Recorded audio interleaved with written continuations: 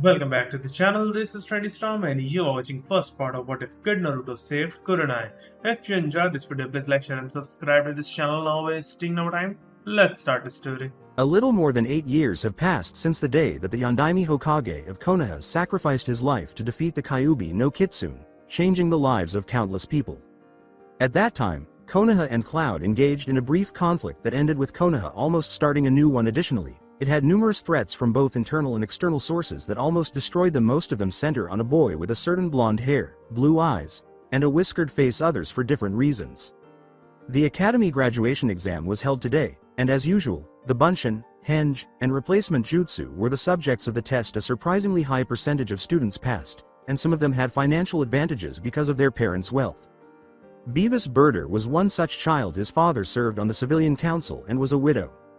As he left the classroom, the academy teacher said, "That was all right now. Congrats to everyone who passed. I hope to see you all on Monday for team assignments. To everyone who didn't pass, good luck next year. You're all dismissed."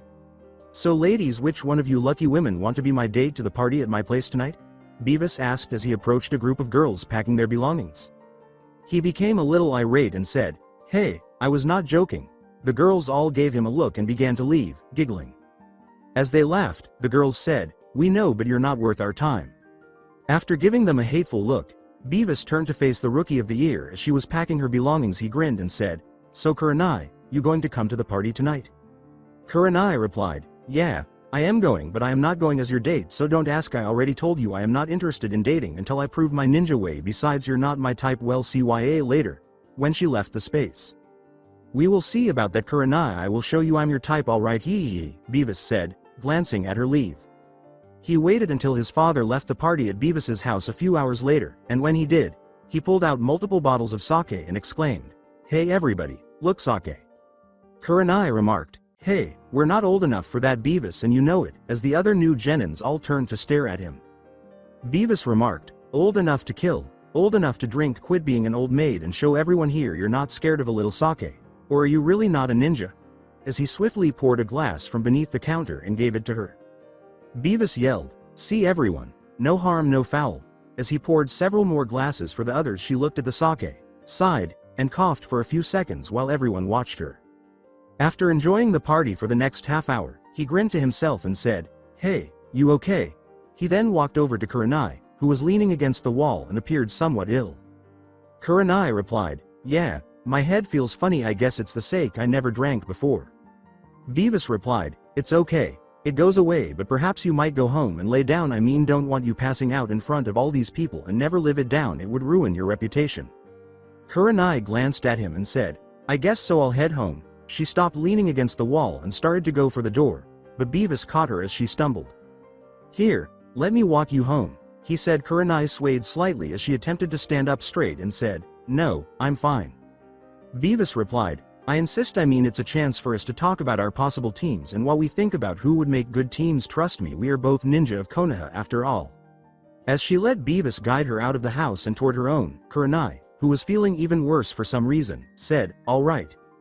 Here, let's go over here and lean against the wall of this ally so nobody sees you like this. I mean, we don't want people to start rumors after all about you," Beavis said after she became suddenly very ill about halfway through their journey. As he guided him to the ally, she nodded with half-closed eyes before leaning against the wall and gradually going unconscious. As he leaned her down onto the ground off the wall, lifted her dress, and took off her shorts and underwear, Beavis grinned and said, "I knew those pills would do the trick. Dad takes them to help sleep, and when mixed with sake makes it where you won't wake up for a while. Now you're mine." Kurenai groaned a little, and Beavis pulled off his pants, crawled over her, and said, "You're mine now, bitch." He pulled his hips back to thrust forward, but then he rolled to the side while clutching his nuts and screamed, "Ah." With tears in his eyes, he watched as a boy with blue eyes and blonde hair pulled Kurenai toward the street. As he continued to drag Kurenai toward the street, the child remarked, "Serves you right, asshole." He was still in pain and pale when he looked down and saw that his nuts were bleeding. Beavis was in so much pain that he didn't care what happened at the moment. The boy exclaimed, "Hey, someone, help," as he and Kurenai finally reached the street. "This girl needs assistance," he said, gesturing to Kurenai. After giving Naruto a sneer, an elderly woman turned to Kurenai and remarked, "You filthy demon, raping a poor girl like this." She then began to yell for more people to arrive. As more and more people arrived, they surrounded Naruto and Kurenai, who was fortunately protected by the woman who removed her coat to preserve her dignity. The crowd began beating Naruto after noticing Kurenai unconscious and the elderly woman pointing to him. A voice asked, "What's going on here?" as he was being struck and beaten, causing everyone to turn and see the Hokage, who had come with the Anbu. As the elderly woman put it, that thing was assaulting this girl. "Really, and what do you say, Naruto?" inquired the third. "Did you assault this girl?" "No, that guy who's holding himself there did," Naruto retorted. "I watched him lead her into the alley, where she fainted, and then he removed her clothes while claiming to have used drugs to induce fainting. He then threatened to attack her, so I kicked him in the nuts." Sincere. "Is that true?" asked the third, pointing to the boy. "Did you get kicked by Naruto?" "Yeah, that demon kicked me and busted my nuts," the boy said as he held himself in pain. He said, "I need medical help," not considering what the rest of him might think. The third said, "I am arresting you, boy, for attempted rape, and you miss for disturbing the peace because Naruto just saved this girl from being raped here and you started a riot in my village. You too will travel to Ibiki, and in addition to your punishment for violating my law, you will both serve the next 5 years in prison now. Anbu, arrest that woman and that boy and send this girl to the hospital. Come with me, Naruto." Without even considering that he did the right thing, Naruto nods and departs with the Hokage, the assembled crowd, and a few muttering, demon lovers. When Kurenai awoke in the hospital a few hours later, she said, "Hello, Hokage-sama," in a dazed voice, and she glanced around to see the Hokage seated in a chair. "Hello, Kurenai," said the third. "Could you please explain what transpired earlier?" Kurenai said, "I don't really remember. After taking a look around, I was at a graduation celebration when someone gave me some sake. After a while, I began to feel strange, so Beas, the party host and sake giver, offered to drive me home after that. I don't recall anything. Why am I in the hospital, sir, and what happened?" "Well, you were poisoned by a drug that was meant to knock you out," the third person said. "In particular, when combined with sake. After that, Beas led you to an ally and tried to sexually assault you." "Pale?" Kurenai questioned in a faltering voice. "Did he?" "No, someone who saw you and him enter the alley came and, seeing what was going to happen, saved you and dealt with Beas," the third person said. "Beas is currently in prison and will remain there for a very long time." "Who was it that saved me, sir?" asked Kurenai. After a brief period of silence, the third said, "A concerned citizen. In order for you to move on from this and forget about it, he said he didn't want you to know. Now take a nap. You will remain in here for the remainder of the weekend. Even though you have been given an antidote for the drug, I would advise against drinking anything from anyone unless you are positive it is safe. It's clear that Beas had this set up to get you high. I'm glad someone saved you and I apologize for everything that transpired. Now, please relax and don't worry, you're doing great now." As the Hokage leaves, Kurenai nods and thinks, "Thank you, my knight in shining armor. Whoever you were." She smiles a little and goes back to sleep. 4 years later, Kurenai had already begun to establish herself as a genjutsu mistress and had been a chunin for 2 years, earning herself the nickname Ice Queen of Konoha from the men in the village. Although she had survived the attack without incident, she never trusted men the same way again. She had made friends with Anko, her roommate and best friend, and they had been paired together a lot. She valued her advice because she was a true female ninja, and she had also made friends with Kakashi, Guy, and Asuma, having gone on missions with them a few times and hanging out with Anko. Hana, who had graduated with her, was also in her circle of trust, and Anko was one of the few who understood why she avoided men. Kurenai was waiting for her next mission in the Hokage office when the door opened without knocking and a man she had learned to stay away from for the past 4 years entered, saying, "Hokage-sama, I insist that my son be freed and allowed to resume his ninja duties." "No, Mr. Birder," sighed the third for the final time, "your son will remain incarcerated for an additional year for his initial offense, provided he behaves, and he will continue to serve the 5-year sentence for his second offense after his initial term is up. He will never be allowed to join this village's ninja team, and I will not release him. Please don't enter here again." "This is all the fault of those damn boys," Mr. Birder said. Kurenai was off to the side, "but you failed to notice him. You should have let us kill him and this would never have happened." "Naruto is not at fault here," the third person stated. "His actions that day were commendable, and the true dangers to this village are idiots like you. You believe you can simply get what you want because you are a council member, but you are not able to do so. Go now, or I'll have you arrested for interfering with my work. Now go," he said, letting out a small key. "HMPH, you should tell the truth that you spread your legs for my son wanting to suck up to him for his money," Birder said, turning to face Kurenai for the first time. "Then I can prove that Demon Trash was the real villain that day, or are you just his little demon whore?" Take this man away to Ibiki for breaking my law and also for threats and slander to a Konoha ninja, the third said, slamming his fist against the table and shouting. ANBU. 4 Anbu then materialized. In addition, I am taking away his council membership rights, and he will be replaced. He screamed. You can't do this. As the Anbu grabbed him and pulled him away, now get him out of here. After a few moments, the third sat back down, rubbed the bridge of his nose, and looked up at Kurenai sighing. He said, sorry about that, Kurenai. It's okay, sir, Kurenai said. In any case, I have heard him say most of that before. I do have a question, though. Why, sir, did he keep mentioning Naruto Uzumaki? I mean, how is he related to any of this? Before I answer, there is a question I must ask. What is your opinion of Naruto? The third sighed. Kurenai remarked, I am old enough to recall the truth in the attack, but I also understand the distinction between a sealed item and a scroll. Why? Thank you for recognizing the truth, the third said with a smile. I guess there's no point in denying it anymore. As you can see, Naruto was the one who saved your life that day. It was he who broke Beas' nuts and who followed you into the ally. He literally kicked him so hard that they broke. I was worried that if you hated him for what he held, you would alter your story, which is why I never revealed who it was that saved you. People despise him so much that I might have had to exile him if you had. I see, Kurenai said, stunned. I appreciate you being honest with me. What was my mission now, sir? As you are the new instructor at the academy this year, I thought this would be a good mission for you. Oh, yes, that's why I called you here. Hiashi Hyuga has asked for a female ninja to start taking his oldest daughter to the academy every day. He is dismissing her training, and he won't allow any family member to go above and beyond for her. He believes that she will become more resilient and a better heir as a result. Although I believe this to be an error, I am powerless to argue with clans. When the third said, oh, and one more thing, Kurenai nodded and turned to go, saying, thank you, sir, I will do my best. You don't need to do anything for Naruto because he didn't know your name and didn't do that for you because he was looking for a reward. In any case, he is not anticipating it. Kurenai gives a nod and leaves. Naruto was on the ground bleeding a year later after being discovered by a group of shinobi, who attacked him and left him for dead. He was bleeding slowly to death because he had a kunai in his spine that prevented him from moving. After finishing her training for the day, Kurenai, who was studying for the Chunin exams, was taking a shortcut back to the village through the woods when she smelled blood. Naturally curious and a ninja of the village, she decided to investigate. When she discovered Naruto unconscious, she gasped and acted swiftly, putting her hand on his shoulder and escorting him to the hospital. As soon as she got there, she yelled, I need a doctor, quick. She swiftly ushered her and Naruto to the Hokage's office. After a few doctors arrived, turned, and left when they saw Naruto.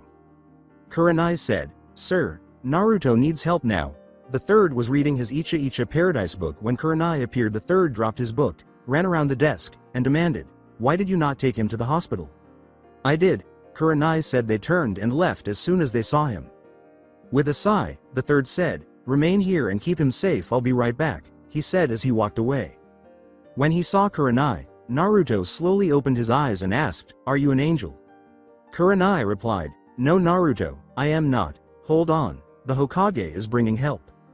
Naruto closed his eyes once more and passed out, saying, oh, I thought you were an angel to save me from my pain. The Hokage returned with 3 doctors before Kurenai could think, and they immediately began treating Naruto. Kurenai stepped back, shedding a few tears, and the third person inquired, what happened to him? Kurenai said, wiping away her tears, I'm not sure. On my way back from training ground 8, I came across him. I went to investigate after smelling blood and discovered him in a pool of his own blood. I called for assistance and used Shushin to transport him to the hospital. As I mentioned, they turned and left as soon as they realized it was Naruto. Then I arrived here. Thank you for saving him, sighed the third. Why don't you go home and clean up? I'll make sure he's okay now. You have blood all over you, after all. When Kurenai noticed that she was covered in blood, she asked, are you sure you don't need me for anything else? The third responded, no, you shouldn't worry because you don't currently possess any medical knowledge that could be of assistance. You've already done everything anyone could ask of you by bringing him here. Now he will be fine. Kurenai gives a slow nod, turns, and heads home using Shushin. When Naruto awoke a few hours later, he found himself in a hospital room. As he looked around, the third person seated there asked, how do you feel, Naruto? I hurt, old man, Naruto said, squirming as he moved slowly. I saw a red-eyed angel and thought I was dead. No, Naruto, said the third, grinning and thinking, angel huh, you nearly died, but you didn't. Could you explain what transpired? I don't really remember, Naruto said after a brief period of silence. I was struck in the back while I was making my way through the woods to wash my clothes in the river. I collapsed to the ground, immobile, and then a man wearing a mask appeared and began repeatedly stabbing me. After that, I went dark. What kind of mask was it? Inquired the third. Naruto replied, it was blank except it had some weird kanji on it. The third asked, was this the kanji Naruto? While squinting, biting his thumb, and drawing something on paper. After examining it, Naruto remarked, I'm not positive, but I think so. They're not people I know very well. With a sigh, the third said, I understand. You can rest now, Naruto, and I'll check in with you later. Hey old man, if that wasn't an angel I saw, who was she? Naruto asks, nodding and slowly closing his eyes. She was attractive. The third lied when he said, I don't know. Naruto nods and resumes his slumber.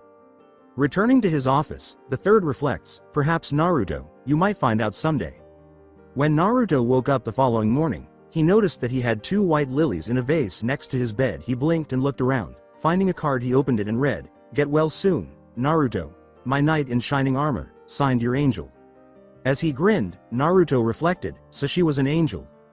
On the day of team placements, Naruto was waiting for his sensei to arrive in his chair next to Sakura and Sasuke when a man with a cigarette in his mouth said, Team 10 come with me.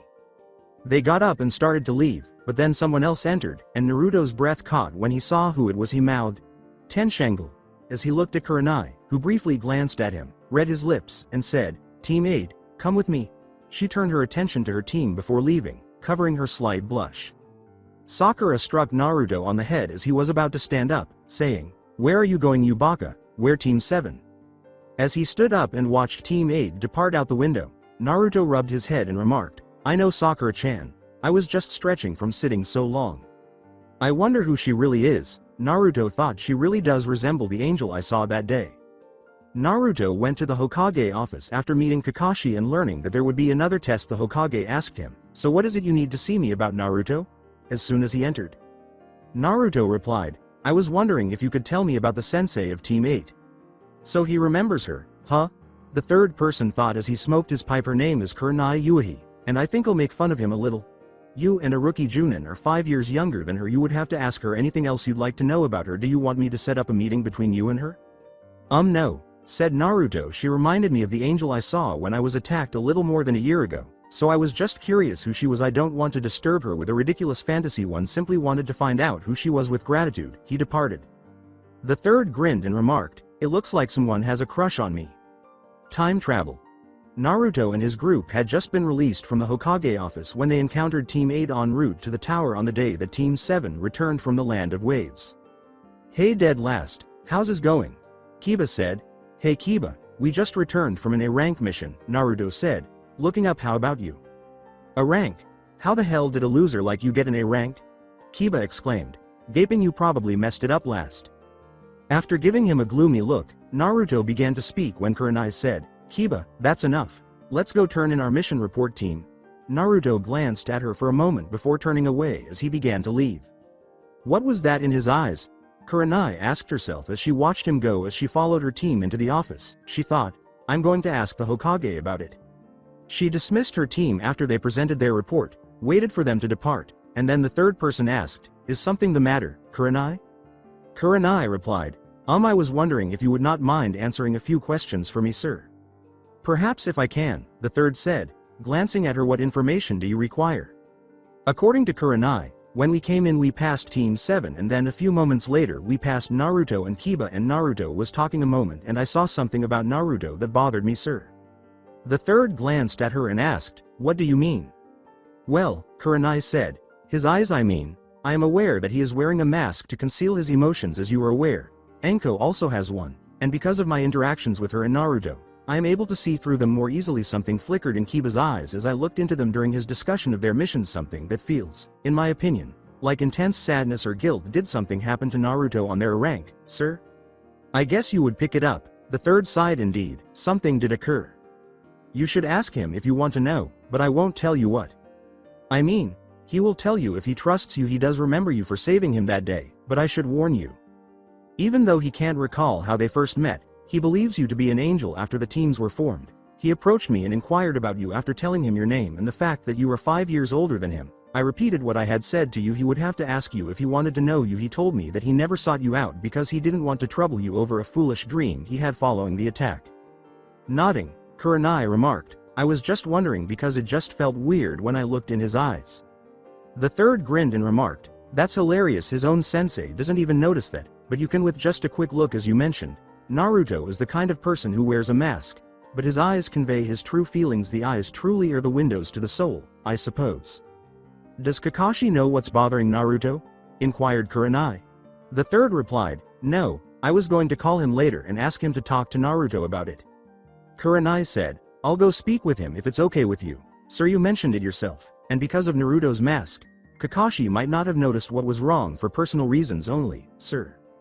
The third grinned and said, go ahead, he lives in the only apartment building in the area, 1 block south of the Ichiruka Ramen stand, room 309.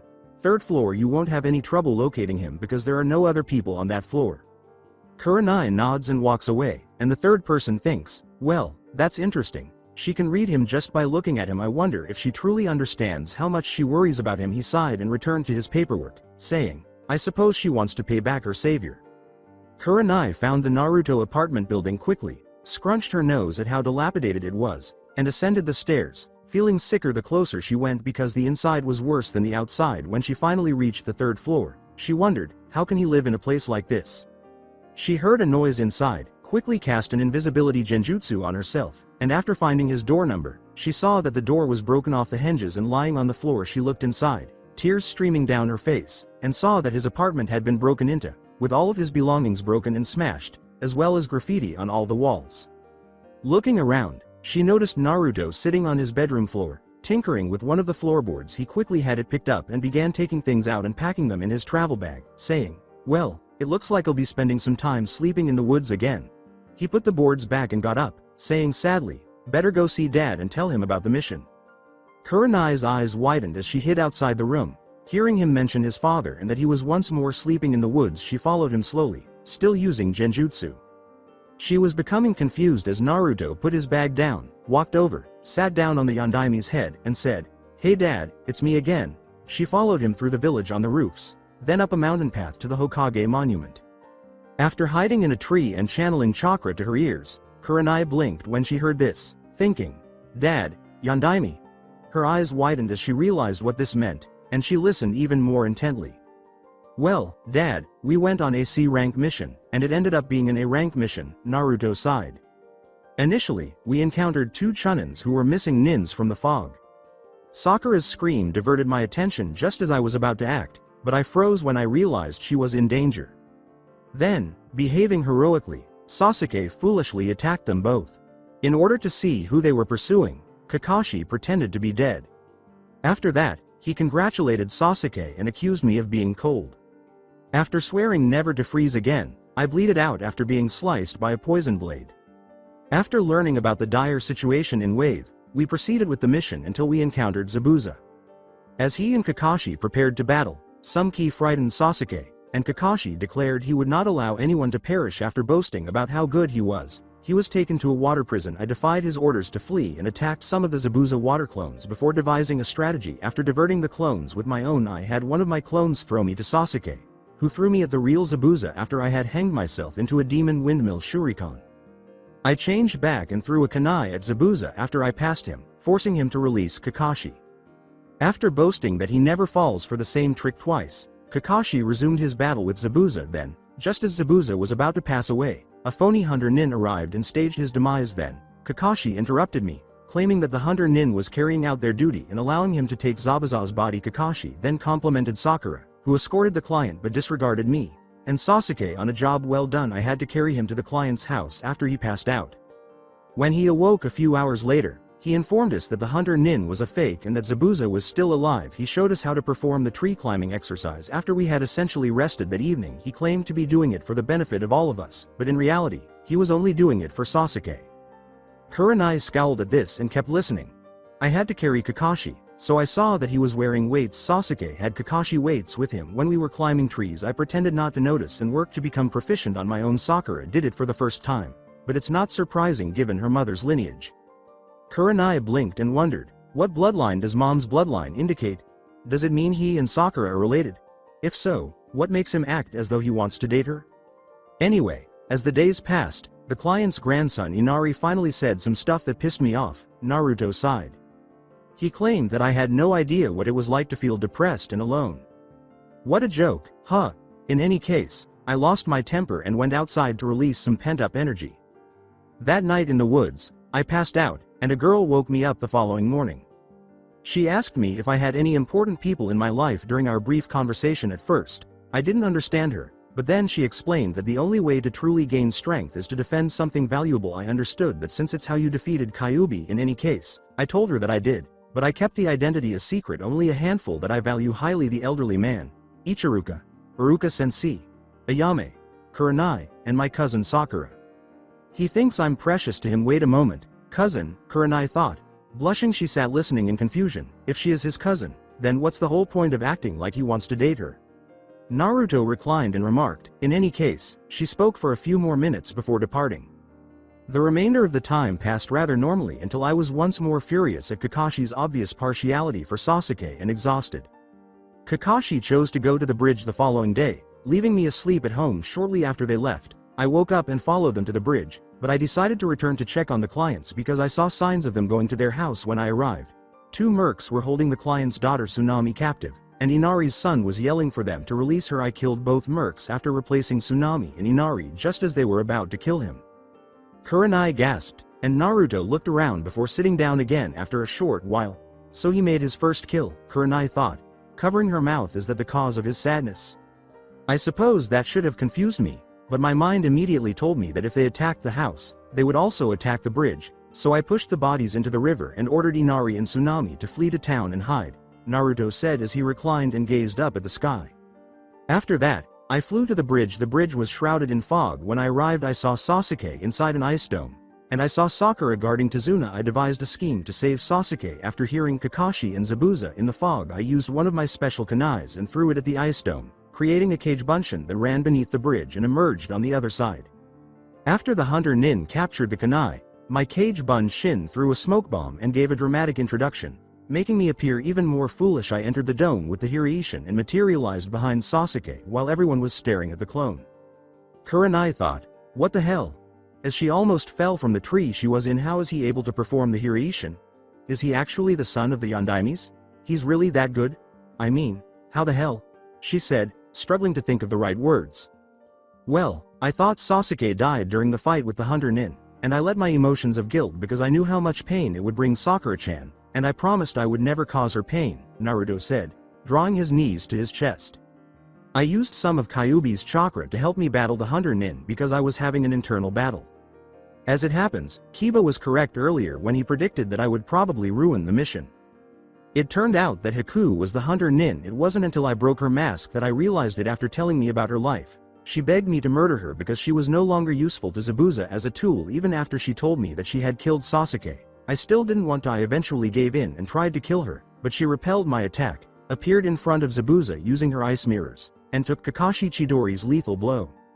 Zabuza lost both of his arms and missed his attempt to kill Kakashi. Gato then appeared and kicked Haku's body. I went completely crazy and gushed to Zabuza about how he should feel for her since she loved him and wasn't just a tool.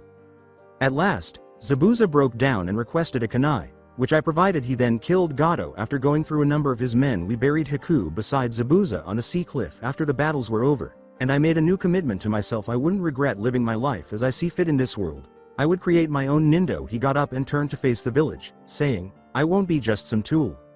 After hearing this, Kurenai grinned, and Naruto turned around, walked backwards to the cliff's edge, closed his eyes, and declared, I live my life from this day forward with no regrets. Since a single step is all that is keeping me from dying, I live each day as though it were my last. I will descend into my eternal darkness if I take one step back, and I will move away from the edge if I take one step forward. From this point on, my life will demonstrate whether I should take a step toward safety or a step back toward death. My feet will be controlled by the people I meet and know in this world. Holding his foot over the edge of the cliff, he asked, will they save me or doom me? As he said this, Kurenai's eyes widened and he looked at him as if he were ready to move, holding his foot over the edge for a few minutes before he sighed and put his foot back on the top of the cliff and said, well, Dad, I guess I better go. I haven't found a place to sleep yet. Now take care of yourself, he said, gathering his belongings and leaving. Kurenai thought. I thought he might actually do it, and waited until he was almost out of the area. She followed him slowly, saying, I better keep an eye on him. 10 minutes later, Kurenai witnessed Naruto discover an old tree with its bottom rotted out into a small cave. Naruto then gathered his belongings inside, cut a bush free, and placed it over the front of the hole. He then removed his jacket and put it on him like a blanket before sleeping with his head resting on his backpack.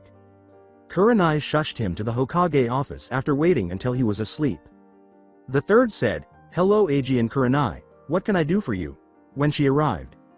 I have been following Naruto since I left earlier, and I have seen and heard things that have caused me to wonder about certain things.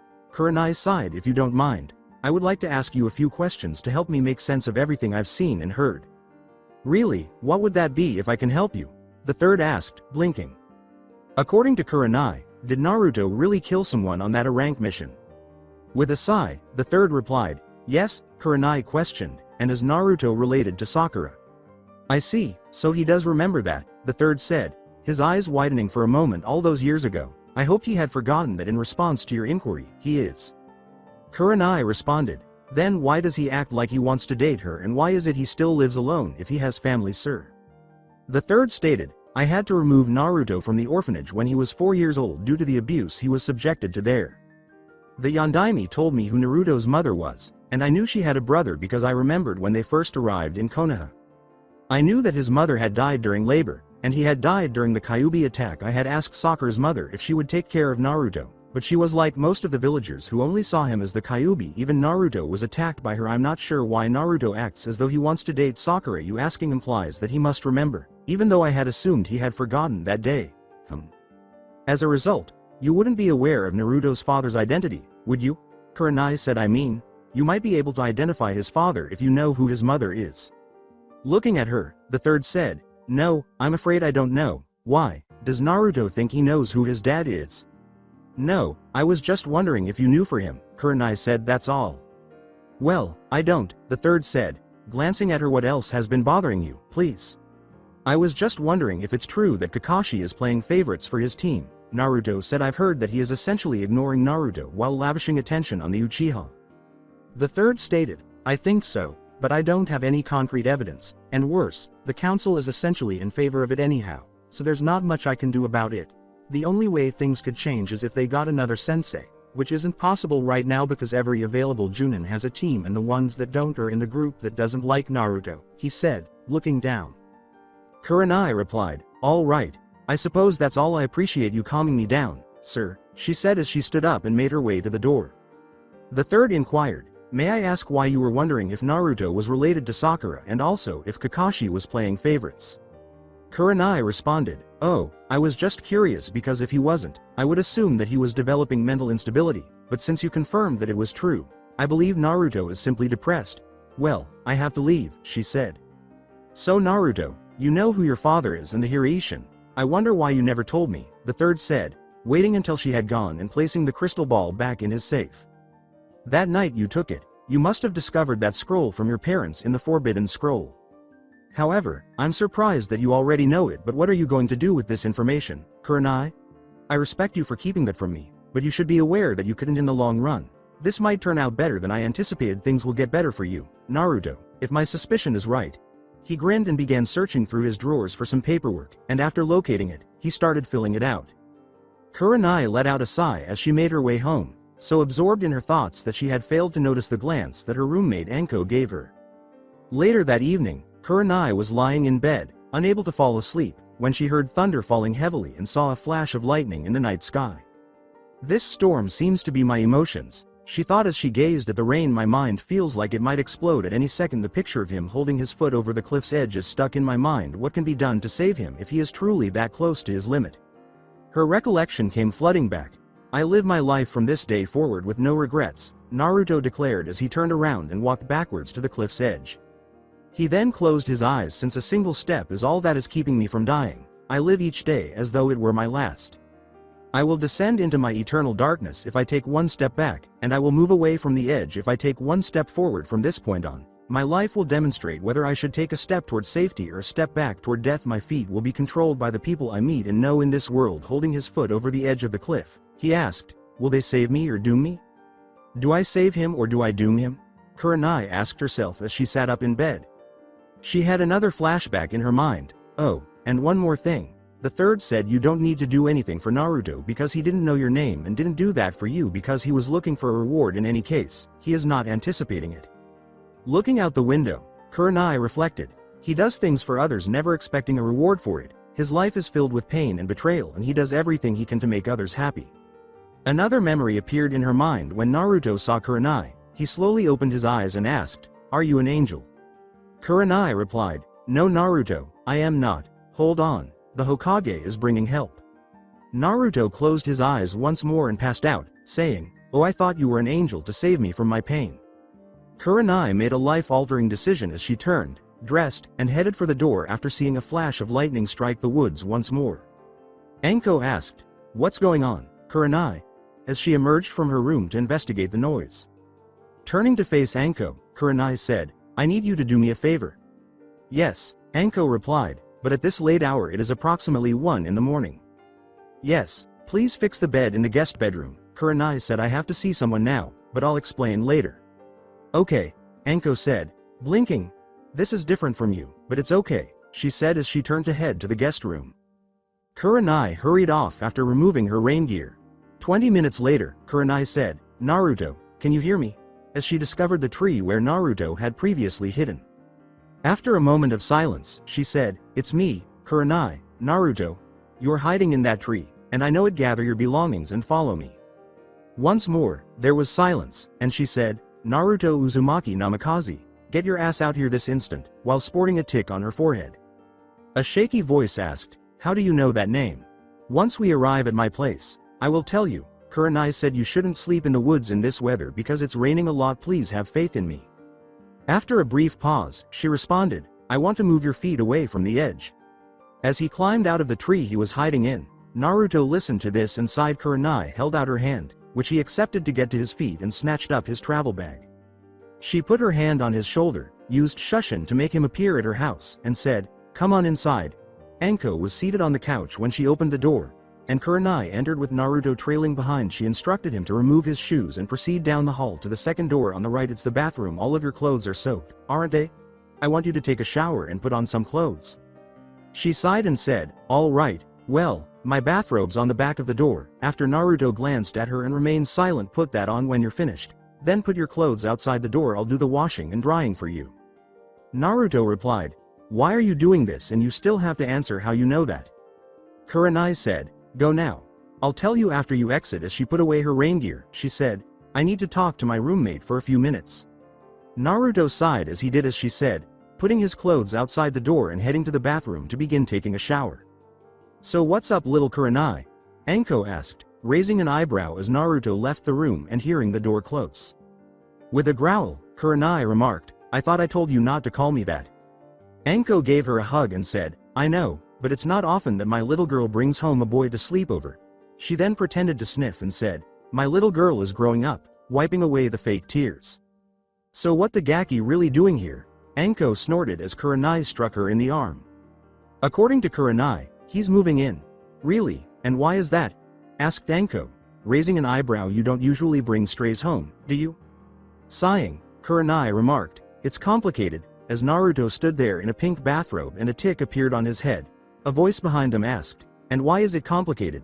This caused both women to turn, and Anko to start laughing. Kurenai placed her hand on Naruto's shoulder and said, "No, you're not." Naruto was about to grab his clothes when he said, "That's it, I'm leaving, take a seat." Gazing at her with annoyance, Naruto asked, "Why?" Kurenai immediately performed the most awful jutsu a man could encounter. The dreaded puppy eye no jutsu. She then pouted and said, "Because I want to talk to you." Sighing, Naruto walked back to where Anko was sitting and sat down in a chair with his arms crossed, thinking, "Must resist, can't fall for, damn it." Kurenai grinned and said, "All right, Naruto, tell me why you're here. I want you to make a promise first."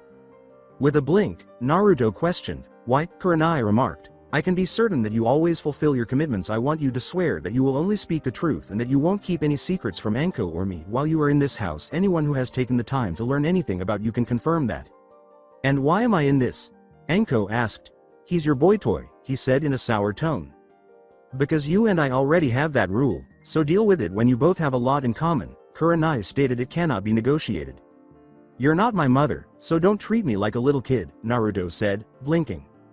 I hate to admit it, Gaki, but I agree with you. Anko said we weren't young kids, and just so you know, the way she's acting right now is a wife's speech rather than a mother's. Wives do negotiate, though, he said sarcastically as Naruto and Kurenai both turned red.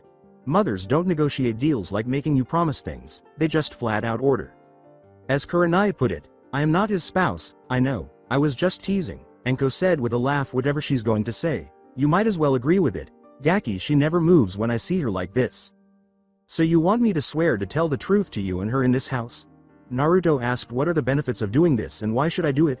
As he gazed at Kurenai, he said, you want me to do something that I might not like or even hate, and you haven't even told me why you care enough to promise, why you came and got me tonight, among countless other things. Calm down, kid, Anko said, glancing at Naruto here, you don't need to be antagonistic toward Kurenai, she must have her reasons. Sorry, but I don't trust that easily, Naruto said. Turning to face Anko, I've been duped too many times to trust people blindly, particularly considering what she said to persuade me to attend this evening. If you want my promise, give me a good reason. Kurenai said, when I was around 13 years old, I had just graduated from the academy. Just as Anko was about to speak.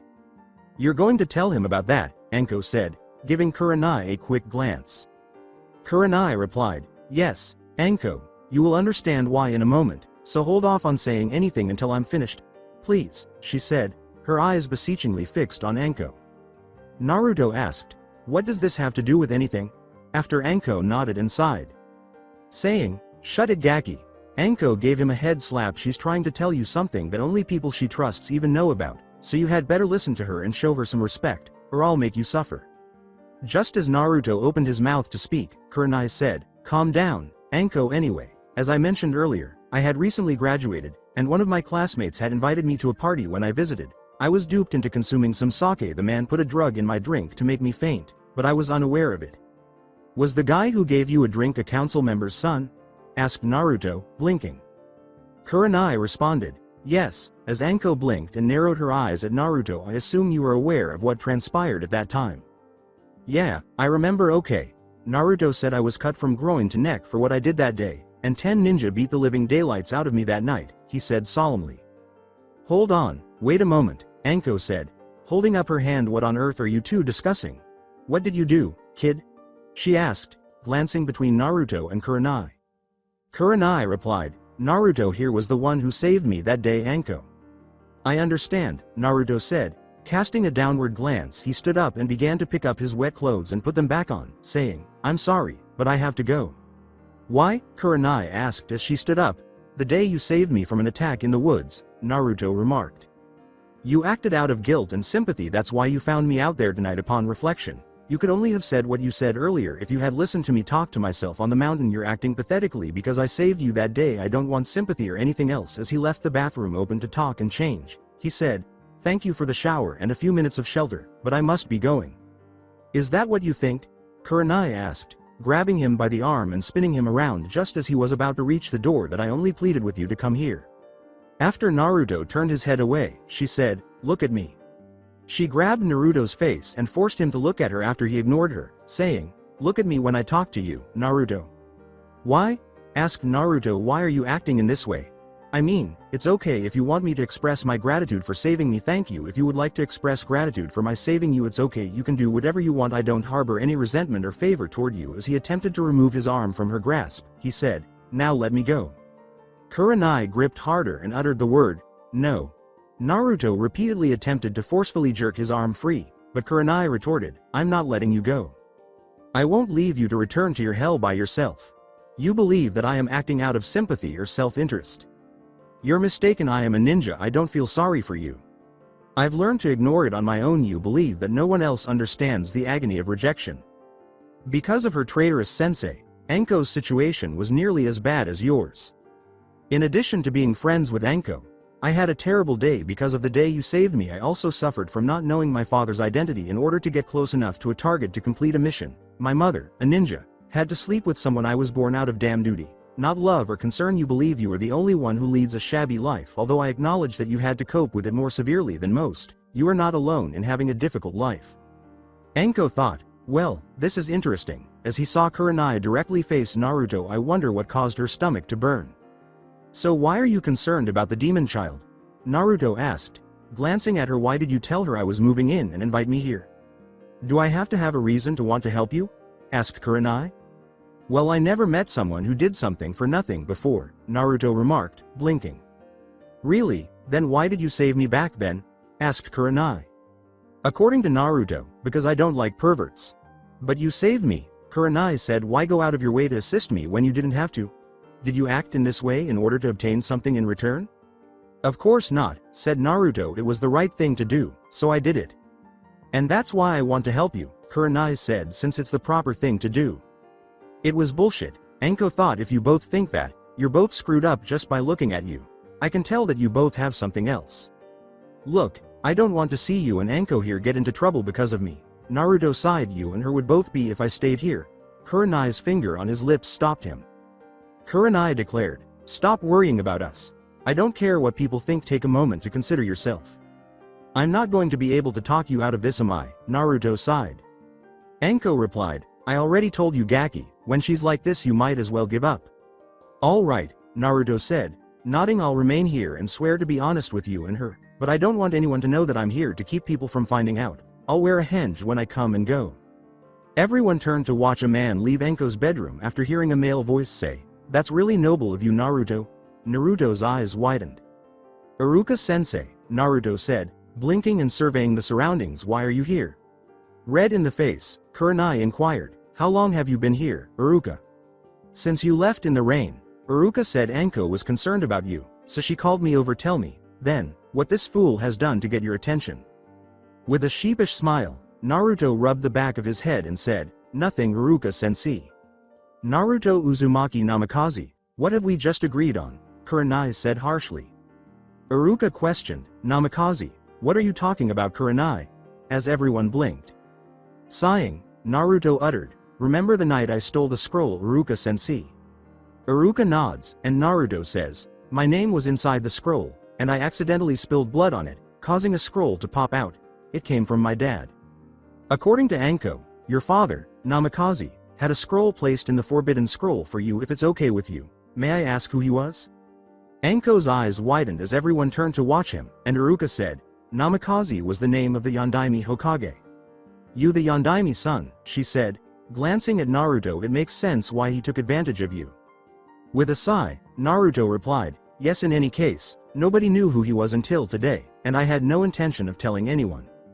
So the Hokage does not know, Iruka said. You ought to have introduced him to Naruto. And he should have told me about Kyuubi before I was almost killed by Mizuki Teme, Naruto said, his eyes darkening for a moment. All my life, everyone in this fucking village has kept secrets about me. My mother, father, and other family members are the Kyuubi. Hell, I wouldn't be shocked if my name wasn't actually Naruto or if I was actually a girl using a very strong genjutsu. I wouldn't be surprised if that were the case, given the side effect of my sexy no jutsu. My chakra control is so bad that even if someone were to slap me in the head, I wouldn't be able to recognize a damn genjutsu. Hell, from what I understand, this could all be one. Do you know what it's like to discover that everything you've ever known is a lie? For this reason, I made the decision to keep a secret from myself for the first time in my life. Why should I tell the old man the truth about my own damn life if he doesn't trust me enough? He said, raising his voice as he ranting more and more.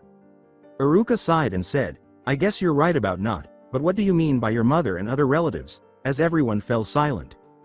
That's something I want to know, Kurenai said, putting her hand on Naruto's shoulder. Why do you behave in such a manner toward your cousin? It's the only way I can be in her life and protect her, Naruto said, closing his eyes. Her mother has instilled her hatred in her and won't let her come near me in a normal way. I initially did it to get even with her mother, but after witnessing her being teased by bullies, I could not stand by and took action, so I chose to assist her.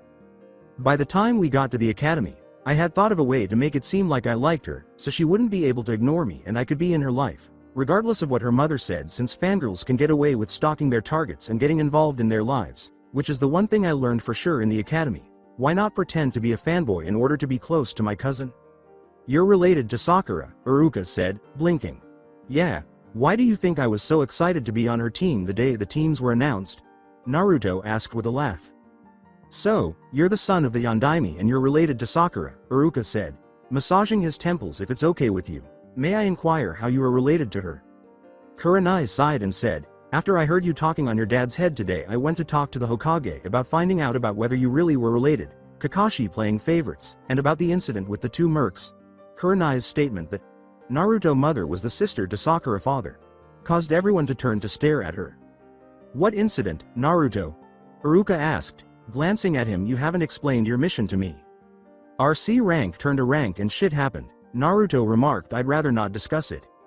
As Kurenai put it, you must Naruto, I mean, you need to get this off your chest, and no one here will judge you differently. I can recall the time I experienced it. Have some faith in us. Said Naruto, grinning and glancing down. Iruka approached Naruto, stood in front of him, and said, you know what, Naruto captured, ruined the mission, and allowed the enemy to escape what?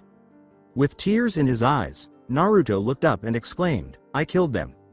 As he sobbed, Kurenai pulled him into an embrace, and Iruka looked at her before nodding toward Anko, so he got up and approached him. Kurenai shushed and said, it's okay, Naruto. You did it to save that boy and his mother, and I understand how you feel. They would have killed them and possibly your team or other innocent people later if you hadn't done it. Although killing is difficult, it is a necessary and inherent part of who we are. It's not something you need to adjust to. In fact, you should simply stop being a ninja if you ever do. You are a human as long as you experience grief and guilt over it. She said, if you want to talk about it ever or anything, the three of us will be willing to do anything we can to help. And Naruto listened to her cry until he finally stopped after a few minutes. Okay. Iruka asked, did Kakashi talk to you about it, Naruto? After Naruto nodded. He doesn't even know, Naruto remarked, casting his gaze downward. The old man is the only other person in the village who is familiar with this area. A dejected voice said, I don't want anyone to find out because they'll say that it shows I really am a demon. You don't have a demon, Naruto, Kurenai said. Anko said, hey Gaki, what did you mean when you said the side effect to your sexy no jutsu? As Naruto gave a slight smile. According to what Iruka-kun has told me, it's simply an excellent henge. After wiping away the last of the tears, Naruto exclaimed, it's actually more than that. In actuality, it's not a henge. Everyone looks at him and blinks. It's real. What do you mean real, Naruto? Inquired Kurenai. Kurenai glared at Naruto as he sheepishly rubbed his head and remarked, well, when I first created it, I was trying to find a way into the women's hot springs. Feeling the key coming from Kurenai, Naruto put his hands in front of him and said, wait, let me explain. Glaring at him, she remarked, you have better hope it's a good reason or you will lose something very valuable to you. Naruto remarked, as you can see, I had been pursuing Sakura, and the day Sasuke returned to the academy was immediately following the Uchiha massacre. Sakura had tried to ask him out that day, but he had punched her in the stomach and called her a bitch before leaving. She had boasted about how strong he must be to fight the man who killed his family, so I followed her and Ino to the hot springs, but I was unable to follow them inside to check on her. She coughed up blood, so I thought she needed to go to the hospital, so I tried to sneak in but was caught and thrown out. We had just begun discussing henges in the academy, so I thought I would try to mimic what I had seen an instructor do, but I messed up the hand signs and ended up creating my own sexy no jutsu. But the hot spring had already closed by the time I got it sufficiently good to trick people and enter. I recall a white-haired elderly man discussing beautiful snake women as he emerged from the hot spring. He asked if she could use the long tongue technique and suggested that she be included in a book in any case. He approached me after noticing me in my female form and asked if I would like to pose for his upcoming book. He went on to say that he was some sort of Mount Sage Toad or something, so I did what I do best and kicked him in the nuts with my feet. With a knuckle crack, Anko questioned, do you know who the woman he was talking about was Gaki? No, not really, Naruto said. I simply reiterated what he had said because the hot spring had already closed. Do you know who it was, and why? He glanced at her and said, if so, you should tell her. She might be in some book.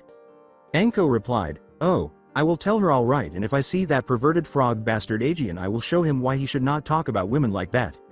Iruka replied, so anyways Naruto, what exactly are the side effects you mentioned?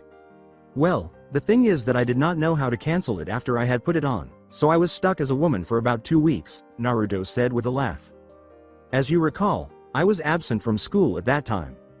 I was upset about it, and I had to go to the store after I eventually ran out of food in my apartment. I don't know how it happened, but while I was in the store, an elderly woman grabbed me, led me to the back of her establishment, and said I had a problem that needed to be fixed. At the time, I was unaware of the true differences between men and women. She told me that my mother needed to talk about womanhood because I was perplexed. She sat me down and gave me an hour-long lecture on the specifics of the female body. After I told her I didn't have a mother, my nightmares are still happening. I promise. He shivers at this point, and everyone starts to perspire, especially when it comes to tampons. Kurenai tried not to laugh and said, "So you mean that you wound up having a period?" When he saw this, Naruto snarled and yelled, "Damn it, it's not funny." Do you know how it felt for a 9-year-old boy who suddenly discovered that he was a girl and had to deal with a deranged old woman who insisted that the best time for sex was in between periods, how heavy a maxipad is, or how a damn tampon feels? I promised that woman wouldn't let me go until I demonstrated to her how well I could use the products, not to mention the dreadful cravings and mood swings. I won't even begin. I promised that I would commit suicide if I had to live my life as a woman. I'm referring to how you handle cravings. Anko said, "Naru-chan, we are so going to have a long talk," with a sparkle in her eyes as Iruka looked perplexed. After blinking, Kurenai remarked, "Damn, you really did turn into a woman, didn't you?" "No shit, Sherlock," said Naruto. "Now you want me to perform the jutsu. If you don't believe me, I can probably slap you over the head with the tampon I have in my gear." "Why the hell do you still have them if you did that back then?" Anko snorted and started laughing. Naruto scratched the back of his head and remarked, "When I use the jutsu, I kind of get stuff at regular price." He looked down and said, "I like to be able to buy groceries at regular prices without being out of date, but I don't do what Konohamaru does and try to get free meals and things with it."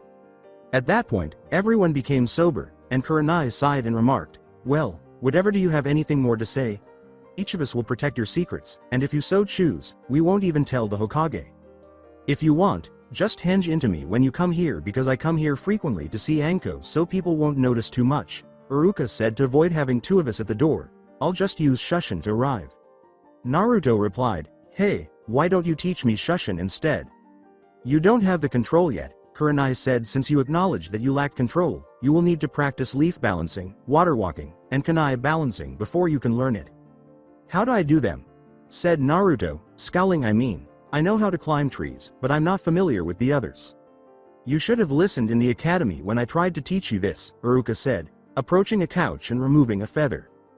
"To make this feather or leaf float above your head, simply use your chakra. Try it with your hands first, then your feet. Once you have that down pat, make an effort to balance it and spin it at each location. Try combining the tree and leaf exercises if you can finish them before moving on. Since it's late, I have to leave." He kissed Anko and shushed off, saying, "CYA later." With a sigh, Naruto asked, "So where am I to stay?" As she led him to the end of the hall, Kurenai said, "Follow me." She then opened the door and declared, "This will be your room from now on." With a nod, Naruto inquired, "How much do I owe you for rent?" Having not considered this, Kurenai blinked and asked, "How much do you pay now?" Both women gaped when Naruto said, 200 a week. Anko responded, "Shit, what the hell? How is it possible for them to charge that much? Does that include utilities?" "No, that's just my apartment," Naruto remarked. "Every week, I use 150 for lights and 100 for water. I am in charge of all my own maintenance, and I don't have gas or hot water." Kurenai said, "How can you afford that much, Naruto?" as her eyes darkened.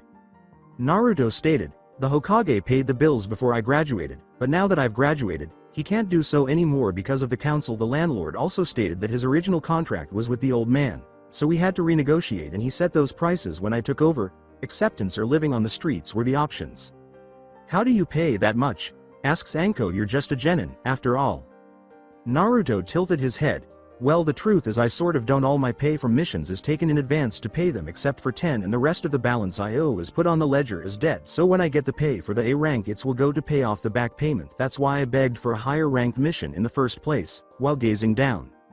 According to Kurenai, "You will split the utilities by 1/3, and as for rent you just have to pay 100 a month. Anko and I own this place and we just act like we have rent anyways, so that way if there is ever some repair like roof or windows we have money to fix them, so all you have to do is help cut down on utilities as much as you can and you will only have to pay 1/3 of the total utilities each month. Deal?" Naruto looked up and replied, "Deal, but I still have my back payment I have to pay for my old place plus the money I owe the Ayame and her dad who own the ramen stand for the meals they gave me." Anko replied, "You should try dango, it's all I eat." "No," Kurenai replied, "he needs a more balanced diet." Naruto replied, I hear this argument all the time, so can we just skip it for tonight? I am a little tired. I do eat other things than ramen when I can." "Well, it is 3:30, so yeah, Let's get some sleep. Good night both of you, Kurenai said, glancing at the clock. As she turned to head to her room, Anko said, yeah, good night Kurenai, stray. According to Naruto, I am no stray chicken ass fucker. After both women gave him a look, Anko questioned, what did you call me? My name is Naruto, so of course I will eat ramen, but you Anko, you're eating dango who? Naruto grabbed his throat as a senbon struck him in the neck, causing him to gag and fall to the ground. Chicken ass fucker, you said you only eat dango, and from what I have seen dango is a chicken getting a stick shoved up its ass and coming out its head, and they say you are what you eat. Pulling out the senbon, Kurenai rushed to him and remarked, you did not have to put him out like that. As she laughed and made her way to her room, Anko grinned and remarked, I love your boyfriend Kure-chan, he can talk back with the best of them. First time I saw anyone who had the balls to talk to me about my food. Kurenai picked Naruto up and carried him to his bed, where he moaned. When she sat him down, she discovered that he had his arms around her. When Kurenai attempted to break free and discovered Naruto was only holding on more tightly, she exclaimed, oh shit. She tried to fall asleep, but after 10 minutes she sighed and lay down beside him, thinking, this is going to be bad in the morning. When Naruto woke up the following morning, he was immobile. Kurenai was lying on his chest with both of her legs wrapped around one of his and one hand on his crotch and the other beneath him. When he slowly opened his eyes, Naruto was thinking, oh shit, oh shit. Oh shit, I need to get up, I got to piss bad, and her hands not helping. Wait, what the hell is she doing in this bed with me, and where am I? Why is Kurenai here? Then, recalling the previous evening, Naruto remarked, oh yeah, I forgot I am supposed to live here now. Anko was standing in his doorway, waving a picture before he said, oh how sweet, my little girl's first night with a boy. Now I hope you use protection, kid. He noticed a flash of light. Kurenai muttered, so warm, as she approached Naruto's neck slowly as he growled and attempted to move. Kurenai froze as Anko took another photo, saying, whoever the hell you are, you better have a good reason for being in my bed. Kurenai opened her eyes slowly. As he tried to think of something to get him out of trouble, Naruto thought, oh shit, she's going to kill me. What do I say to keep her from killing me? Then he saw a flash of Kakashi and said, I got lost on the road of life. Kurenai flew out of bed, looking around and at her clothes, and exclaimed, oh thank God it's you. Naruto-kun, I thought you were Kakashi. Anko laughed so hard that she had to hold her side. Still giggling, Anko remarked, so it's Kun now. Kurenai. Sorry Naruto, I did not mean to say Kun. I guess this all was so awkward I did not know what to say.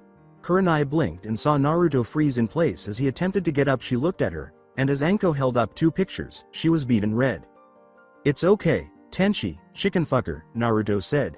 Naruto vanished in a cloud of smoke as Anko threw a kunai at him, cutting his cheek and licking the blood from his face. Anko then found herself clutching a kunai at Iruka's neck. Now, Anko, why are you attacking me? Iruka asked. When Iruka rose in a cloud of smoke after Anko retreated, Naruto appeared, and Kurenai erupted in laughter, exclaiming, I can't believe he tricked you Anko with a henge. Whatever. Anyways, I just came to tell you breakfast is ready. Anko said, laughing at the red faces of Kurenai and Naruto as they gazed at Naruto's crotch, before leaving. Oh, and Foxy-chan, you do know they say angels are real demons in bed, especially with wood like that. As Naruto flushed and hurried to the restroom, Kurenai shook her head and felt that things are going to get different now. Iruka was eating breakfast at the table when Naruto entered the kitchen, and there were multiple plates with toast, bacon, and eggs on them beside Iruka. Anko was sipping his coffee when he said, sit on down, Kurenai will be here in a moment. What are you doing here this morning, Iruka-sensei? Asked Naruto as he sat down. According to Kurenai, who entered, he comes over for breakfast nearly every morning. Naruto. So how do you know each other, if you don't mind me asking? Naruto asked, nodding. According to Kurenai, Iruka was on my genin team, and since I hung out with Anko she met him and they slowly hit it off, though neither talk about it. As Anko and Kurenai both laughed, Naruto nodded and said, well thank God, the rest of the guys thought Iruka-sensei was gay. This caused Iruka to spit out his orange juice. After hastily cleaning his mouth, Iruka turned to face Naruto and asked, why do you say that, Naruto? Naruto replied, well, we never saw you with any woman, and that one lady who asked you out you turned down. Then you always had me and the other guys stay after school all the time and never made any girls stay, so we sort of thought you either were gay or an old maid. Personally, I thought you were bi. Laughing, Anko remarked, no, little Kure-chan would be the only old maid here. Then Naruto raised his hand and replied, No need to get mad, Kurenai-sensei, I'm sure you just chose to find someone you love first instead of being some fangirl, and you're classy enough not to just jump any guy who seems popular like some woman. I know you will find someone someday. As he picked up a bite of an egg and ate it, everyone stared at him and he asked, "What?" The blushing Kurenai replied, "Well, thank you, Naruto, that was nice of you to say, and very true. I did decide to find someone I love first, but how did you know that I am not seeing anyone right now?" He blushed and turned his head away as Naruto scratched the back of his head and said, "I just do." Anko replied, "Oh no, you don't. The kitchen is part of this house and you have to tell the truth, so how do you know she's not seeing anyone?" With a, well, Naruto said, "According to Kurenai, I'm waiting." With a sigh, Naruto remarked, "The truth is I know because of Konohamaru." Iruka questioned, "What does Konohamaru have to do with anything?" as everyone blinked. Naruto continued, "Well, he heard me talking to his grandfather one day and I asked who you were, and he asked his uncle Asuma all the time since then, and he said if I have a reason to know who you were, then he should also, since he sees me as his eternal rival for wanting to be Hokage, so he asked me all the time why I want to know you, and since I never tell him, he tells me what he knows, seeing if he can guess it, and I just remain silent, so I heard about your nickname as the Ice Queen of Konoha. Personally, I think that title should go to Sasuke, but that's my opinion." He continued to eat. As Kurenai put it, "So why did you really want to know who I was?" Naruto replied, "Curiosity. I mean, I wanted to know why you saved me that day. Now I know, at least I think I know. I'm not for sure though. I'm not real used to people doing things for others without reasons." After finishing his meal, as she got up and walked away with Shushin, Kurenai remarked, "Well, you can get used to it from now on. I mean, you don't have to worry about the rest of the village here. Well, I hate to say it, but I must be getting to my team. Have a great day, everyone." Iruka continued, "I must also get going, if not those kids will destroy my class. Remember what I told you about that leaf exercise, Naruto, and remember, just because you know the leaf exercise now does not mean you should not still use it. It will help you to keep getting better if you keep practicing, so see you later and good luck." When he left after kissing Anko. "So Gaki, how good are you?" Anko asked Naruto after he had turned to face her. Naruto replied, Okay, I guess I know Henge, Replacement, Kage Bunshin, Sexy no Jutsu, Harem Jutsu, 1000 Years of Death, Cloak of Invisibility, and Hiraishin." After pouring her sake, Anko dropped it and uttered, "Show me." With a sigh, Naruto removed his weapon from his pouch and hurled it at the wall behind him. He then vanished and reappeared with a flash of yellow light. "I only have 2 kunais that have the seal on it though, since I don't want people to know I can do it. I'm not supposed to know who my dad is," he said, letting out a sigh, biting his thumb, and applying a drop of blood to the seal before channeling chakra into it and replacing it. Anko smiles and continues, "So you have 2 E-rank jutsu, an A-rank Kinjutsu jutsu, a C-rank Taijutsu, a D-rank Genjutsu, and an S-rank jutsu with 2 unknown rank jutsu." According to Naruto, A and S rank, Anko blinked and uttered the word, "Huh." Naruto took a breath and said, "The old man put the sexy no jutsu as an A-rank Kinjutsu and the harem jutsu as an S-rank Kinjutsu, both in the Forbidden Scroll sense. I can knock out nearly any male with it as long as they're not gay." "So how's your taijutsu?" Anko asked. Nodding, Naruto replied, "It sucks. Nobody would show me the proper katas and I have had to learn to make my own with my Kage Bunshins attacking me, but even then it's not that good. I mostly have to react to their attacks though." "Do me a favor, make a Kage Bunshin," Anko said, squinting. Anko grinned and said, "Okay, leave the room and go to the front door, but leave your Kage Bunshin here. I want to show you something," as Naruto appeared perplexed but made one. She looked at the Kage Bunshin and said, "Hey Bunshin, tell the Gaki that his fly is open and to come back in here." As she punched him, dispelling the flies, Naruto left the room, looking bewildered. When Naruto noticed that his fly was closed, he walked back inside and exclaimed, "Hey, my fly is not open." According to Anko, "I never said it was," Naruto replied, "Yes you did. You told me. Wait a moment." Anko nodded and continued, "That's the second reason the Kage Bunshin is a Kinjutsu kid. Anything they learn you learn, but it only works on information. If your chakra control sucks as much as you said, then use that to help your training of it. Well, I got to go see you, Gaki." When she stood up and began leaving, she turned around and said, "And one more thing, Kid Kurenai is like a sister to me. I don't know what is going on with you both, but if you hurt her in any way or take her for granted, I will kill you," as she walked away. After determining her location, Naruto hanged himself into Iruka and walked out of the house. Noting its location when he arrived at his team's training area, he noticed Sakura and Sasuke sitting on the bridge. He passed them both and proceeded to the end of the bridge, thinking, might as well get some training done. After that, he made some Kage Bunshins, ran up the tree, and collected some leaves to go with them. With a sly smile, Sasuke said, What are you doing, Dobi? After activating his Sharingan and copying the jutsu. Naruto replied, just working on tree climbing, I want to make sure I got it down good enough. When he noticed the leaf in his hand, Sasuke questioned, what's with the leaf? As she picked up one of the leaves and demonstrated its float, Sakura remarked, remember Sasuke-kun, Iruka-sensei showed it to us. Like her. Sasuke closed his eyes and uttered the word, HN. Naruto grinned and attempted to make the leaf float on his head while standing atop a tree, saying, yeah, I just wanted to review both while we wait. A Dobi like me needs all the help he can get. He was ignored by Sasuke and Sakura. Well everyone, I just came by to tell you all that I nominated you all for the Chunin exams and that you have to turn in these forms on Friday at 3 p.m. at room 301 in the academy. You each have to sign these forms and show up at that time. Remember, this is a choice you each have to make, so good luck and you have until then to get ready and you will not have any missions. Kakashi arrived a few hours later to find Sakura fawning over Sasuke and Sasuke ignoring her. So he figured that out, he said, before leaving in a puff of smoke. Sakura replied, so Sasuke-kun, want to go and train together? Then Sasuke turned to leave, saying, no, you are weaker than Naruto. After Sakura turned to face Sasuke, Naruto remarked, Sakura, if you want we can train together.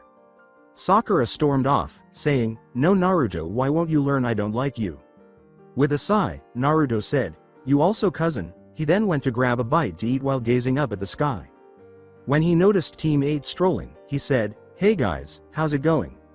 Hey Dobi, what are you doing here? Kiba asked. Naruto replied, well I was just coming from training, what about you guys? According to Shino, we were also practicing. With a stutter, Hinata said, hello Naruto-kun. It was Naruto who said, hey Hinata dogboy here being nice to you. As he ran down the road, Kiba snarled, and Naruto's ears twitched. He sighed and said, well I got to go guys CYA. When he reached the next corner, he turned and pointed to a box that exploded, saying, I know you're Theer Konohamaru, come on out. From there, things progressed as Sakura appeared, chased after Konohamaru, and then met the Sansibs. Then Sasuke appears, and they exchange names. As he turned to leave, Naruto thought, there's something off about him. A short while later, Anko stepped in front of Naruto as he was approaching Ichirukas and yelled, come with me Gaki. What? Said Naruto as she led Naruto away. Anko uttered the words, come on I promise I won't bite. When Naruto came alongside her she stopped at it to say, alright Gaki, I want you to spar with me. I want to see your taijutsu. I also want you to create around 20 cage bunshin and have them circle around us and watch both you and me looking for openings in each of our styles and see if they can find things to improve. No fighting for them, just you and me. Why are you helping me? Asked Naruto, nodding. As she went to punch him, Anko said, I got my own reason, that's all you need to know. Now here I come. Before long, Naruto was engaged in combat, but he was only defensive. He was never able to attack. Anko halted after about 20 minutes of this and said, alright, Gaki, get rid of the cage bunshins. She waited for a moment before asking, okay, what did you see about your fighting? After Naruto nods and dismisses them. According to Naruto, I suck. Then she says, true but you're flexible, your speed sucks but you have good battle instincts, probably from all the attacks when you were younger. Anyways, I say you can learn what I want to teach you. With a smile, Naruto said, really? Yes. Now you are not to say anything during this training, you are to do as I say without question, understand? Anko said, raising her hand. Alright, I want you to make 50 cage bunshin and I want you and them to each go through the kata I show you, Anko said with a smile after Naruto nodded. Anko launched a kata, and Naruto swiftly created them. Okay, now you repeat what you saw, I will correct each I see doing it wrong, now begin, she said after noticing that they were all observing her. After dispelling the clones, Naruto had the first kata down flawlessly after 2 hours of them all getting busy. As she assaulted him, Anko grinned and remarked, very good, now fight me using what you just learned. After completing the kata, Naruto finally succeeded in landing a quick blow on Anko's arm. As she showed him 10 hand heals, Anko grinned and said, good, now I want you to follow these hand seals. After copying them, Naruto felt as though he had fallen to the ground. Anko replied, good job Gaki. You just put on a weight genjutsu that only Anbu know. I won't tell you how to dispel it until the day of the Chunin exams, so get used to wearing it now. That is all for the day. You have 4 days to learn 4 more katas. I want you to practice your chakra control as well as these kata in the morning. After lunch I will find you and show you the next kata. If you can learn the first 3 then I will teach you water walking as well. Got it? Nodding, Naruto said, yes, Anko-sensei. As she placed her hand on his shoulder and they both departed in a flurry of leaves, Anko grinned and said, "Okay Gaki, time to leave." Kurenai was cooking when Naruto and Anko got home, and Anko said, "Now go take a shower, we will eat after you get out." As Anko entered the kitchen, Naruto nodded and departed. Upon arriving, Kurenai questioned, "So?" Anko gave a grimace. "If people would have given him a chance when he was younger, I think he could have been Rookie of the Year. He mastered the first kata of that taijutsu already." Kurenai said, "Are you kidding?" as she dropped the knife she was using to cut vegetables. Anko replied, "No, he's also nearly gotten the leaf exercise also." According to Kurenai, "Is that so? That's good." Anko laughed as she whispered, "So why are you going out of your way for him? Really, I mean, you were having me teach him your mother's style. After all, why are you so interested in him to share your family secret?" Kurenai sighed and replied, "I don't know, I mean, after that day I was saved I had all kinds of dreams about who my knight in shining armor was. Then a few years later when I learned who he was I could not believe it. Back then I honestly wanted to just repay him for helping me. Then I had to start watching over Hinata, and because of her crush on him I saw him a lot and my respect for him went up. Then the day I found him and thought he was dead, something just snapped in me. When I found he was just barely alive I did not care but had to find a way to save him. He awoke and called me an angel. He asked me if I had come to take him away from his pain. My heart just ached so much that day and I did not care that I was covered in his blood at the time. I just wanted to save him. After he was in the hospital I took him a flower and put it in his hospital room." Anko was staring at her friend when she gestured with her finger at Naruto, who had entered and was opening his mouth to speak but was unable to do so. She replied, "Go ahead Kurenai. Finish what you're saying, get it off your chest." Kurenai sighed, put her arms around her, and said, "I don't know." After that day, whenever he was around, I would look around and if I saw someone hurting him, I would cast a genjutsu to help him get away or alert the Anbu. Then, when I became a Chunin sensei and Hinata was on my team, she told me what it was that she respected him for, and it just made me appreciate him even more. Then, yesterday, when I saw the pain in his eyes as I passed him, and then found him in his apartment when it was broken into and destroyed, my heart ached for him because it was the first time I had actually been there and saw where he lived. I followed him up to the Hokage monument and heard him talk to his dad on his head, and he said something that really hit me hard. "I live my life from this day on with no regrets," he declared. "Since a single step is all that is keeping me from dying, I live each day as though it were my last. I will descend into my eternal darkness if I take one step back, and I will move away from the edge if I take one step forward. From this point on, my life will demonstrate whether I should take a step toward safety or a step back toward death. My feet will be controlled by the people I meet and know in this world. Will they save me or doom me?" as he held his foot over the edge of the cliff. When he did and said that, I was frozen in my spot and I was afraid he would fall, and if he did fall I felt like my world would fall apart with him. I don't know why that feeling hit me, it scared me so much I went to the Hokage and asked him if it was true about Naruto killing and if he was really real to Sakura. I was hoping deep down the Hokage would say no so that way I could say my feelings I had then were fake, but they were true. I tried to go to sleep that night and forget it all, but I couldn't. I laid there and the storm that came felt like my emotions. That was why when I saw the flash of lightning I made the decision to save him from his pain, to become the angel he called me all those years ago, to move his feet away from the edge and move him further to safety." As Anko put it, "In your arms." As it hit her, Kurenai looked at her friend and said, "Yes, in my arms." Wait, what? She was too preoccupied with her own problems to realize what Anko truly meant. Anko chuckled and replied, "Relax Kurenai, you're going to blow a gasket, but seriously, it sounds like you got it bad for him. If he feels the same, are you going to go with him?" As she felt a pair of arms encircle her from behind, Kurenai closed her eyes, sighed, and said, "I don't know Anko, I'm 19 and he's 14, I'm a Chunin and he's just a genin. What if we started to get close and he later found out he does not like me?" When she opened her eyes and glanced to the side, she noticed Anko sitting there grinning, and she said, "Okay Anko, you can let me go." Kurenai said, "Naruto, how much did you hear?" as she turned pale and glanced over her shoulder. Anko replied, "Gaki's got some serious stealth skills. I mean, he came into the kitchen not even a minute after I did and heard everything from the moment I leaned over to you. But how do you take such a quick shower, kid?" He released Kurenai and moved away from her, saying, "My apartment water would only run for 4 minutes at a time, so I had to learn to take a shower quick."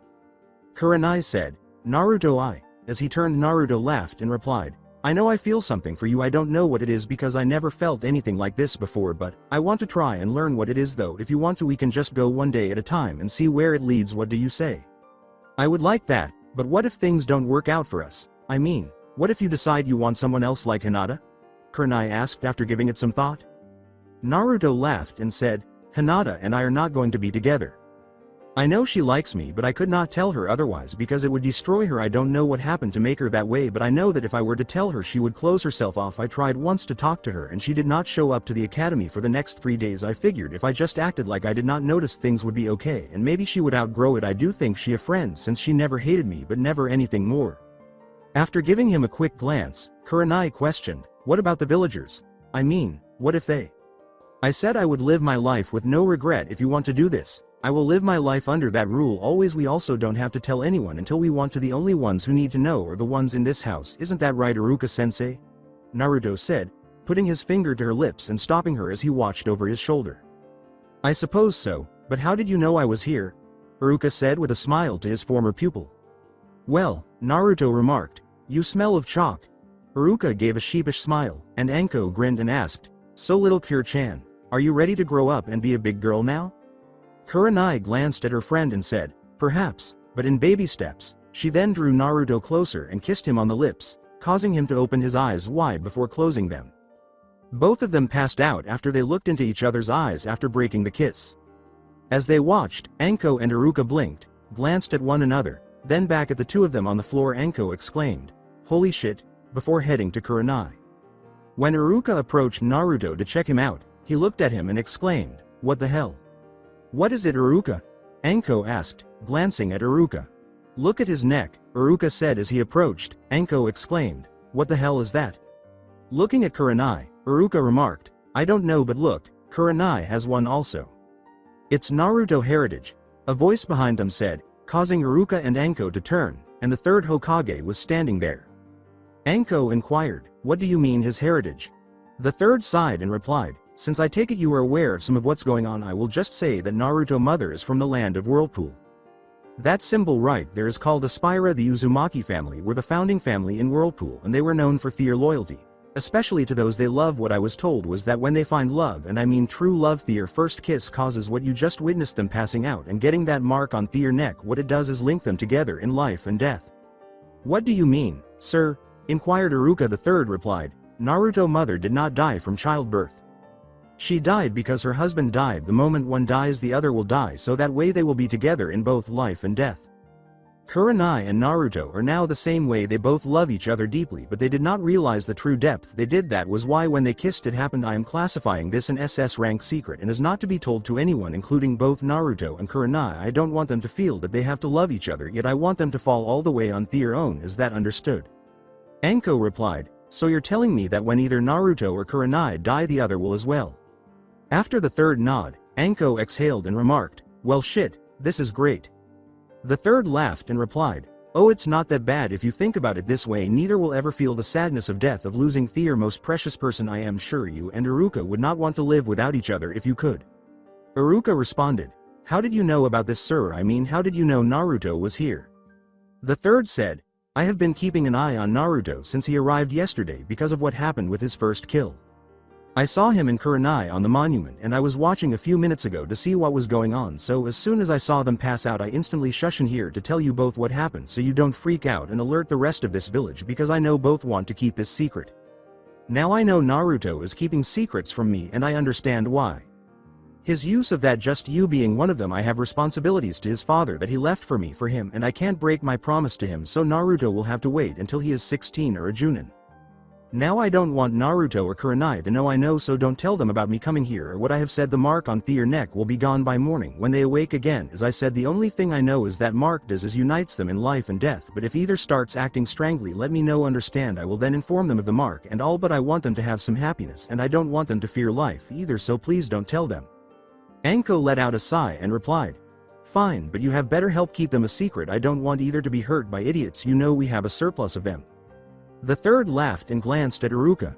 You know I do everything I can for Naruto, sir, if this makes him happy in life, so I will keep it a secret as long as it does not hurt them. Kurenai has been like a sister to me over the years and Naruto a little brother, so yeah, I am happy for them. Anko replied, well, we better get them to bed and I could always do a few more photos opportunities. As Anko seized Kurenai and led them to Naruto's room, Iruka grinned and seized Naruto. The third grinned and walked away. Kurenai groaned and arched her back. When she woke up the following morning, she blinked and looked around, thinking, what the hell am I doing in this room, Aegean? When she noticed that she was lying on Naruto once more, then she blew back with a nosebleed after looking. When Naruto opened his eyes slowly after feeling something move, he noticed blood on his chest and realized he was wearing only his boxers and no shirt or pants. When he heard a moan, he turned to see that he was blown back with a nosebleed. Kurenai got up slowly from the floor and noticed that Naruto was also bleeding from the nose. She looked at herself and yelled, "Anko!" She hurriedly picked up a bathrobe and put it on to cover herself because she was only wearing a bra and underwear. Anko hurried out of the house, grinning as she glanced at the picture she had taken the previous evening. Naruto asked, what happened?" after waking up again and witnessing Kurenai's tirade about killing Anko.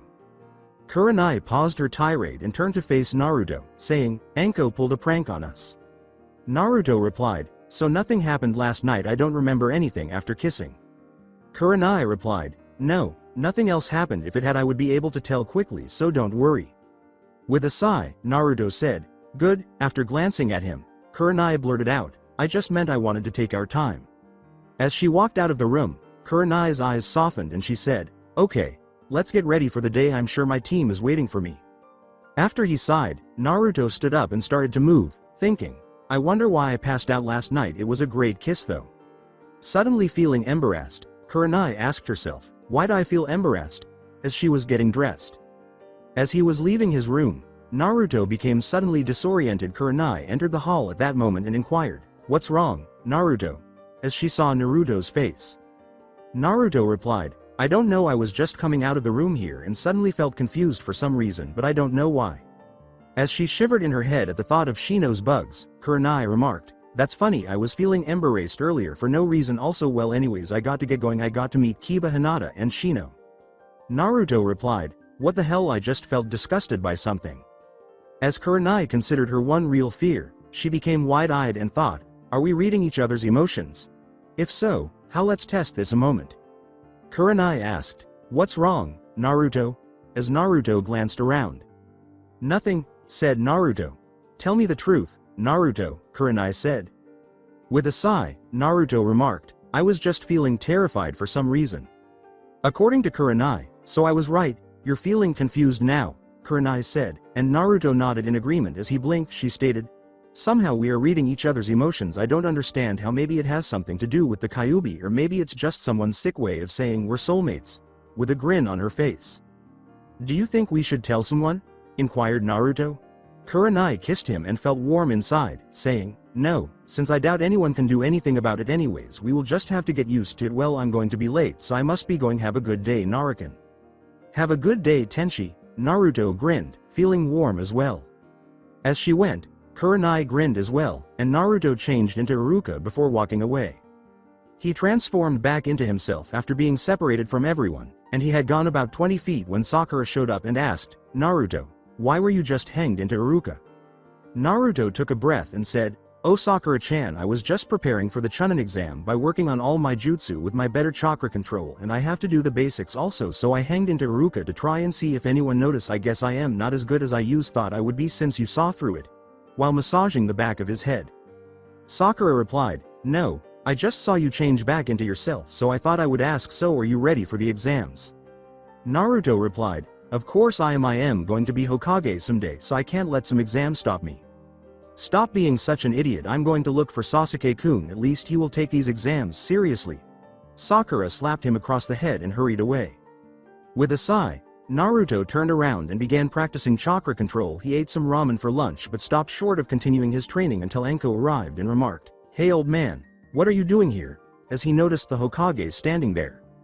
The third laughed and replied, "Well, I thought I would take some time to walk around the village before the exams, and since I have not had a chance to talk to you, I thought I would see how you're doing. Will you walk with me?" As he walked alongside the third, Naruto remarked, "Sure old man, and I am doing great." Naruto turned pale as the third laughed and asked, "That's good. So how is things at your new place?" Before Naruto was able to speak, the third said, "I went by your place and saw it, Naruto, and when I was going to send Anbu out looking for you, when Enko told me that you were okay and that you found lodging somewhere, but she would not tell me where." Naruto replied, "Yeah, someone offered me a place to stay, but I don't want them getting hurt for helping me, so I don't want anyone knowing." The third nods and continues, Very noble of you, though I do want you and the person you are staying with to sign a paper in my office for my records only staying. You can stay there so if something does happen. Alright, I'll ask the person, but I don't want anyone to know. Okay, old man, Naruto sighed.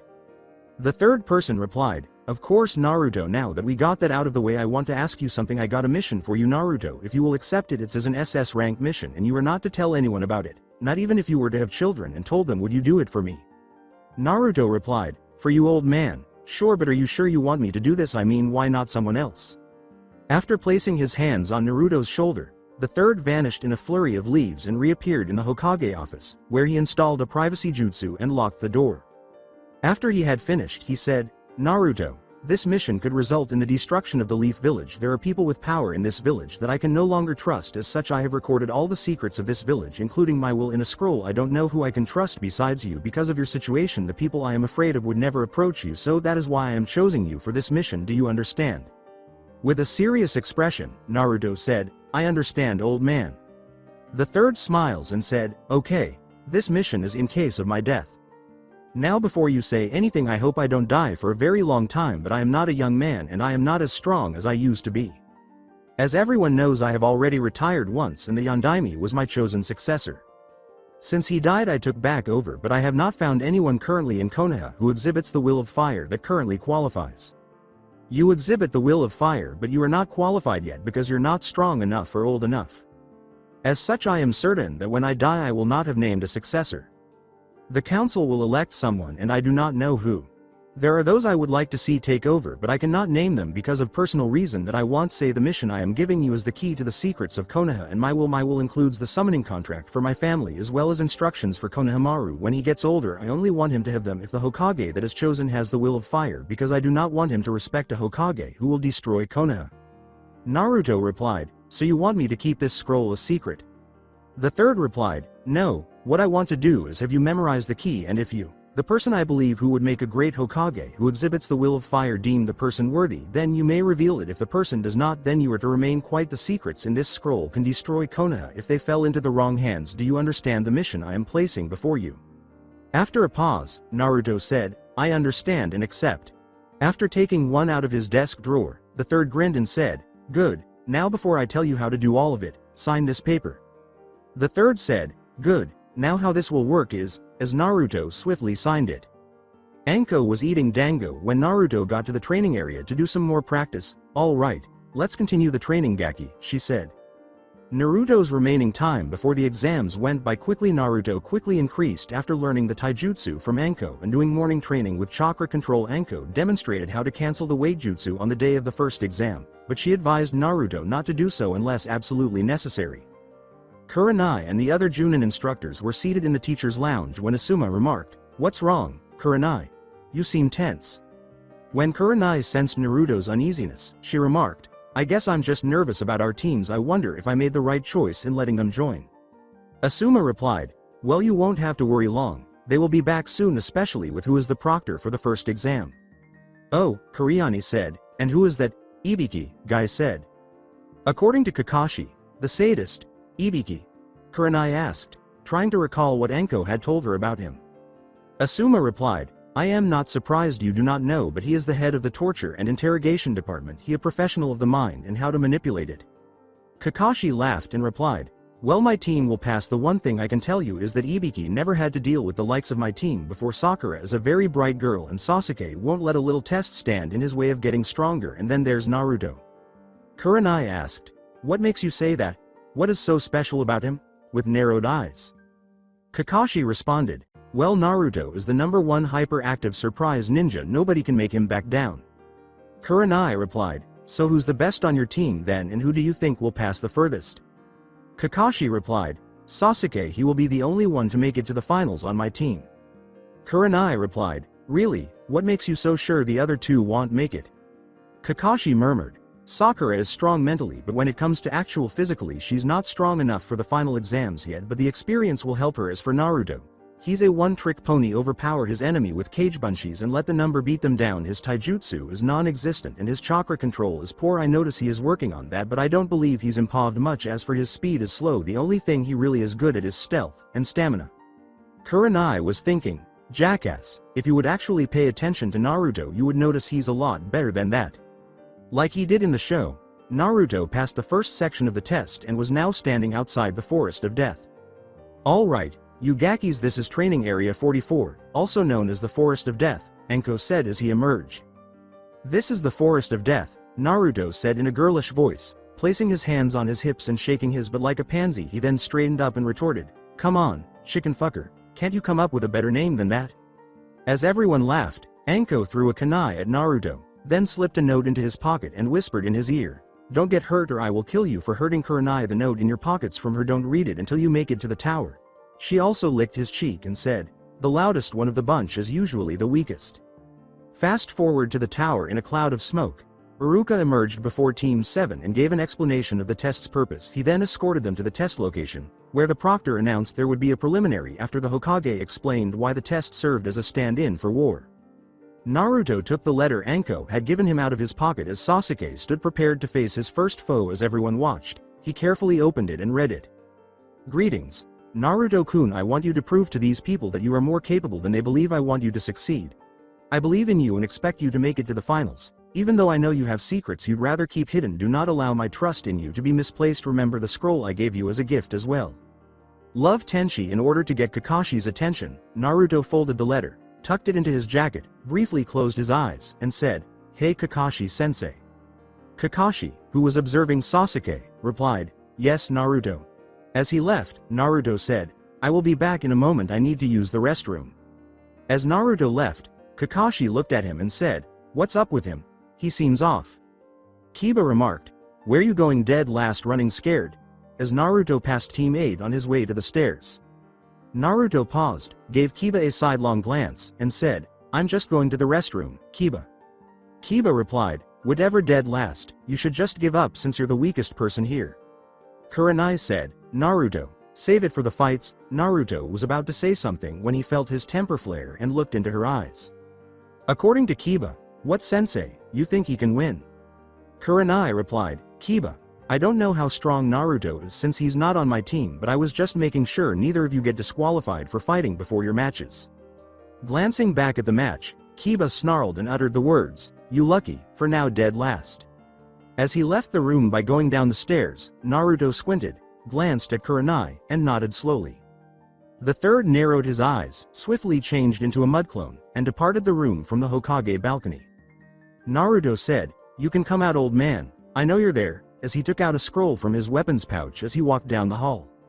Laughing, the third asked, "So how did you detect me?" Naruto replied, "Your tobacco, you're the only person I know who smokes that particular kind. I've grown to care for it over the years, even smoked it once." The third laughed and replied, "So that was you who did that. I was not for sure who it was who took my stash. So what are you doing here, Naruto, when you should be with the rest of the competitors?" With his eyes closed, Naruto asked, "Do you know anything about seals, old man?" With an inquisitive expression, the third said, "A little, why?" After removing his jacket and shirt, Naruto remarked, "That snake guy did something to the seal." With narrowed eyes, the third said, "Show me." After Naruto directed his chakra towards it, the third person remarked, "I see, I can fix this if you want. I imagine your control is shot right now." Naruto replied, "Yeah, I can't really control anything right now and someone wants me to show everyone how good I really am. I want to show her she's right to do so. Will you fix it?" The third held out his hand, which was covered in flames. He slammed it into Naruto's stomach, causing him to wince and fly back a little. He said, "This will hurt for a moment." "Thanks, old man, I have to get ready, but I want you to know something I have been hiding from you. I know who," he said with a smile after getting to his feet. The third raised his hand to say, "I have known for a while, Naruto, that you know. I wanted to tell you myself, but I promised your parents I wouldn't until you were 16 or a Chunin. I know you have Fear Scrolls, so I understand you not telling me. I figured if you wanted to keep it a secret I would also, and just act like I had planned on until you reached one of those 2 points. Do what you must to make them, and whoever she is proud. Are you sure you want to do this? Because once you do, then everyone will know." Naruto replied, "Yeah, old man, I think it's time I prove I am me and not Kyuubi." As he departed in a cloud of smoke, the third nodded and said, "Very well, I must be going, and good luck, Naruto Namikaze." Glancing around, Naruto grinned and picked up a pack of tobacco and rolling papers. He laughed and said, "Old man, I will show everyone." He then opened the scroll he had previously taken out. Okay, now on to the next match would be Kiba Inuzaku and Naruto Uzumaki Hyatt said as she returned to the arena. As he led him out of the room, the third said, "Sorry for the inconvenience, but an important matter had come up. We will take a few moment break before the next match. Kakashi, may I speak with you?" The stage player melted into mud as the third left through a side door. The third said, "So how did the ceiling go?" as Kakashi blinked and followed him to his location. Kakashi replied, "Okay, except Orochimaru showed up. I have Sasuke under Anbu protection right now. Has something happened?" Kakashi's eyes widened when the third person said, "Well, I want to know why you did not inform me that Orochimaru had messed with Naruto's seal." Kakashi replied, "I did not know, sir. He seemed fine when he arrived right before the matches." The third person replied, "Did you even talk to him? I mean, you should have been able to tell something was wrong when he was standing right beside you on the balcony, but you did not even look. I already took care of the problem, but I am putting you under advisement. Once the exams are over, I am looking at how you are training all 3 of your students. I have heard things from other Junins that have not pleased me, and if I find them true, you will be doing D-rank mission personally with Guy watching you, making sure you do them. Do I make myself clear?" With a pale face, Kakashi replied, "Yes, sir. So what are Naruto chances against Kiba, and I want the truth?" The third person asked, nodding. Kakashi paused for a moment and responded, "Not very good, sir. Kiba and Akamaru, from what I hear, are like most in his clan, strong-spirited, fast, and deadly at their clan jutsu. Naruto has the Kage Bunshin as his one attack, and that's it." "So you mean to tell me that you have not taught him anything in the last 6 months?" the third person said, squinting his eyes. Kakashi replied, "Naruto chakra control is so bad I am afraid to teach him any ninjutsu, sir, besides tree climbing." The third inquired, "What does chakra control have to do with taijutsu, speed, strength, or anything else besides ninjutsu? Surely you don't expect me to believe that you have not even considered trying to improve him in those areas. I mean, I have seen that Sasuke has your weights on when he returned from Wave, and as you know, there is more to being a ninja than just ninjutsu." Glancing down, Kakashi uttered, "I have no answer for my failings, sir."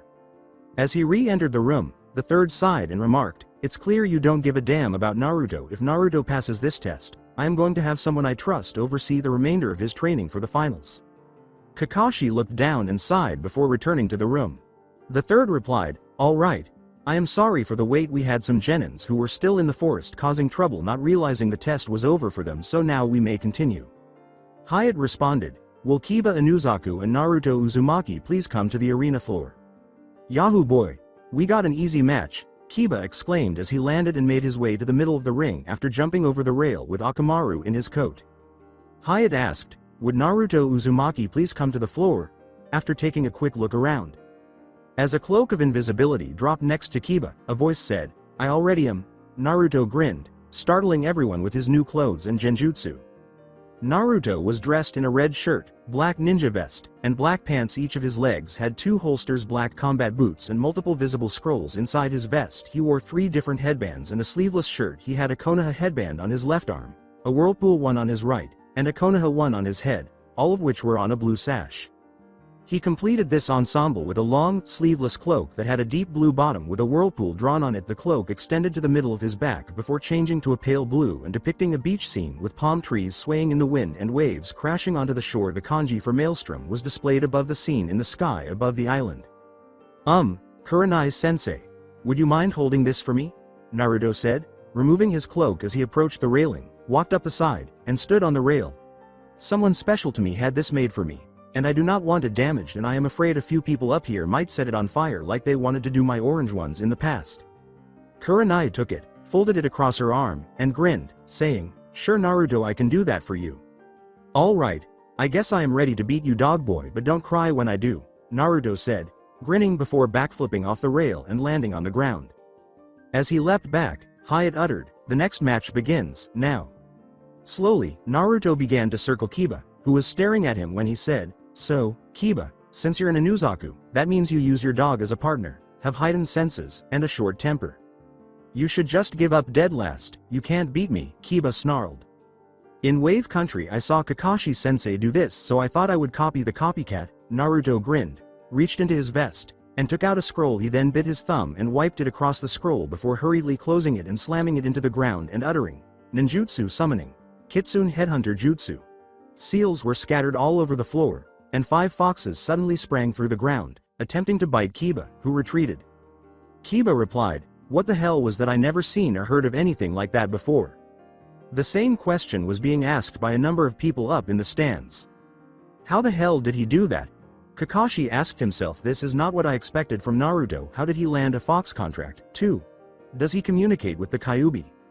So, how do you like my version? Naruto asked with a smile. As you can see, using summon animals would typically require a summoning contract if these were summoned animals. That is, as each fox exploded in smoke, another Naruto emerged.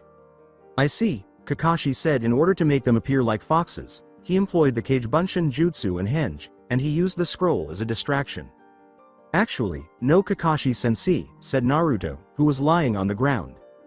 After graduating from the academy, I began learning a little bit about seals. I noticed that people could seal weapons and other objects in scrolls, so I reasoned that if they could do it with weapons, why couldn't they do it with Kage-bunshins that were hegged as weapons?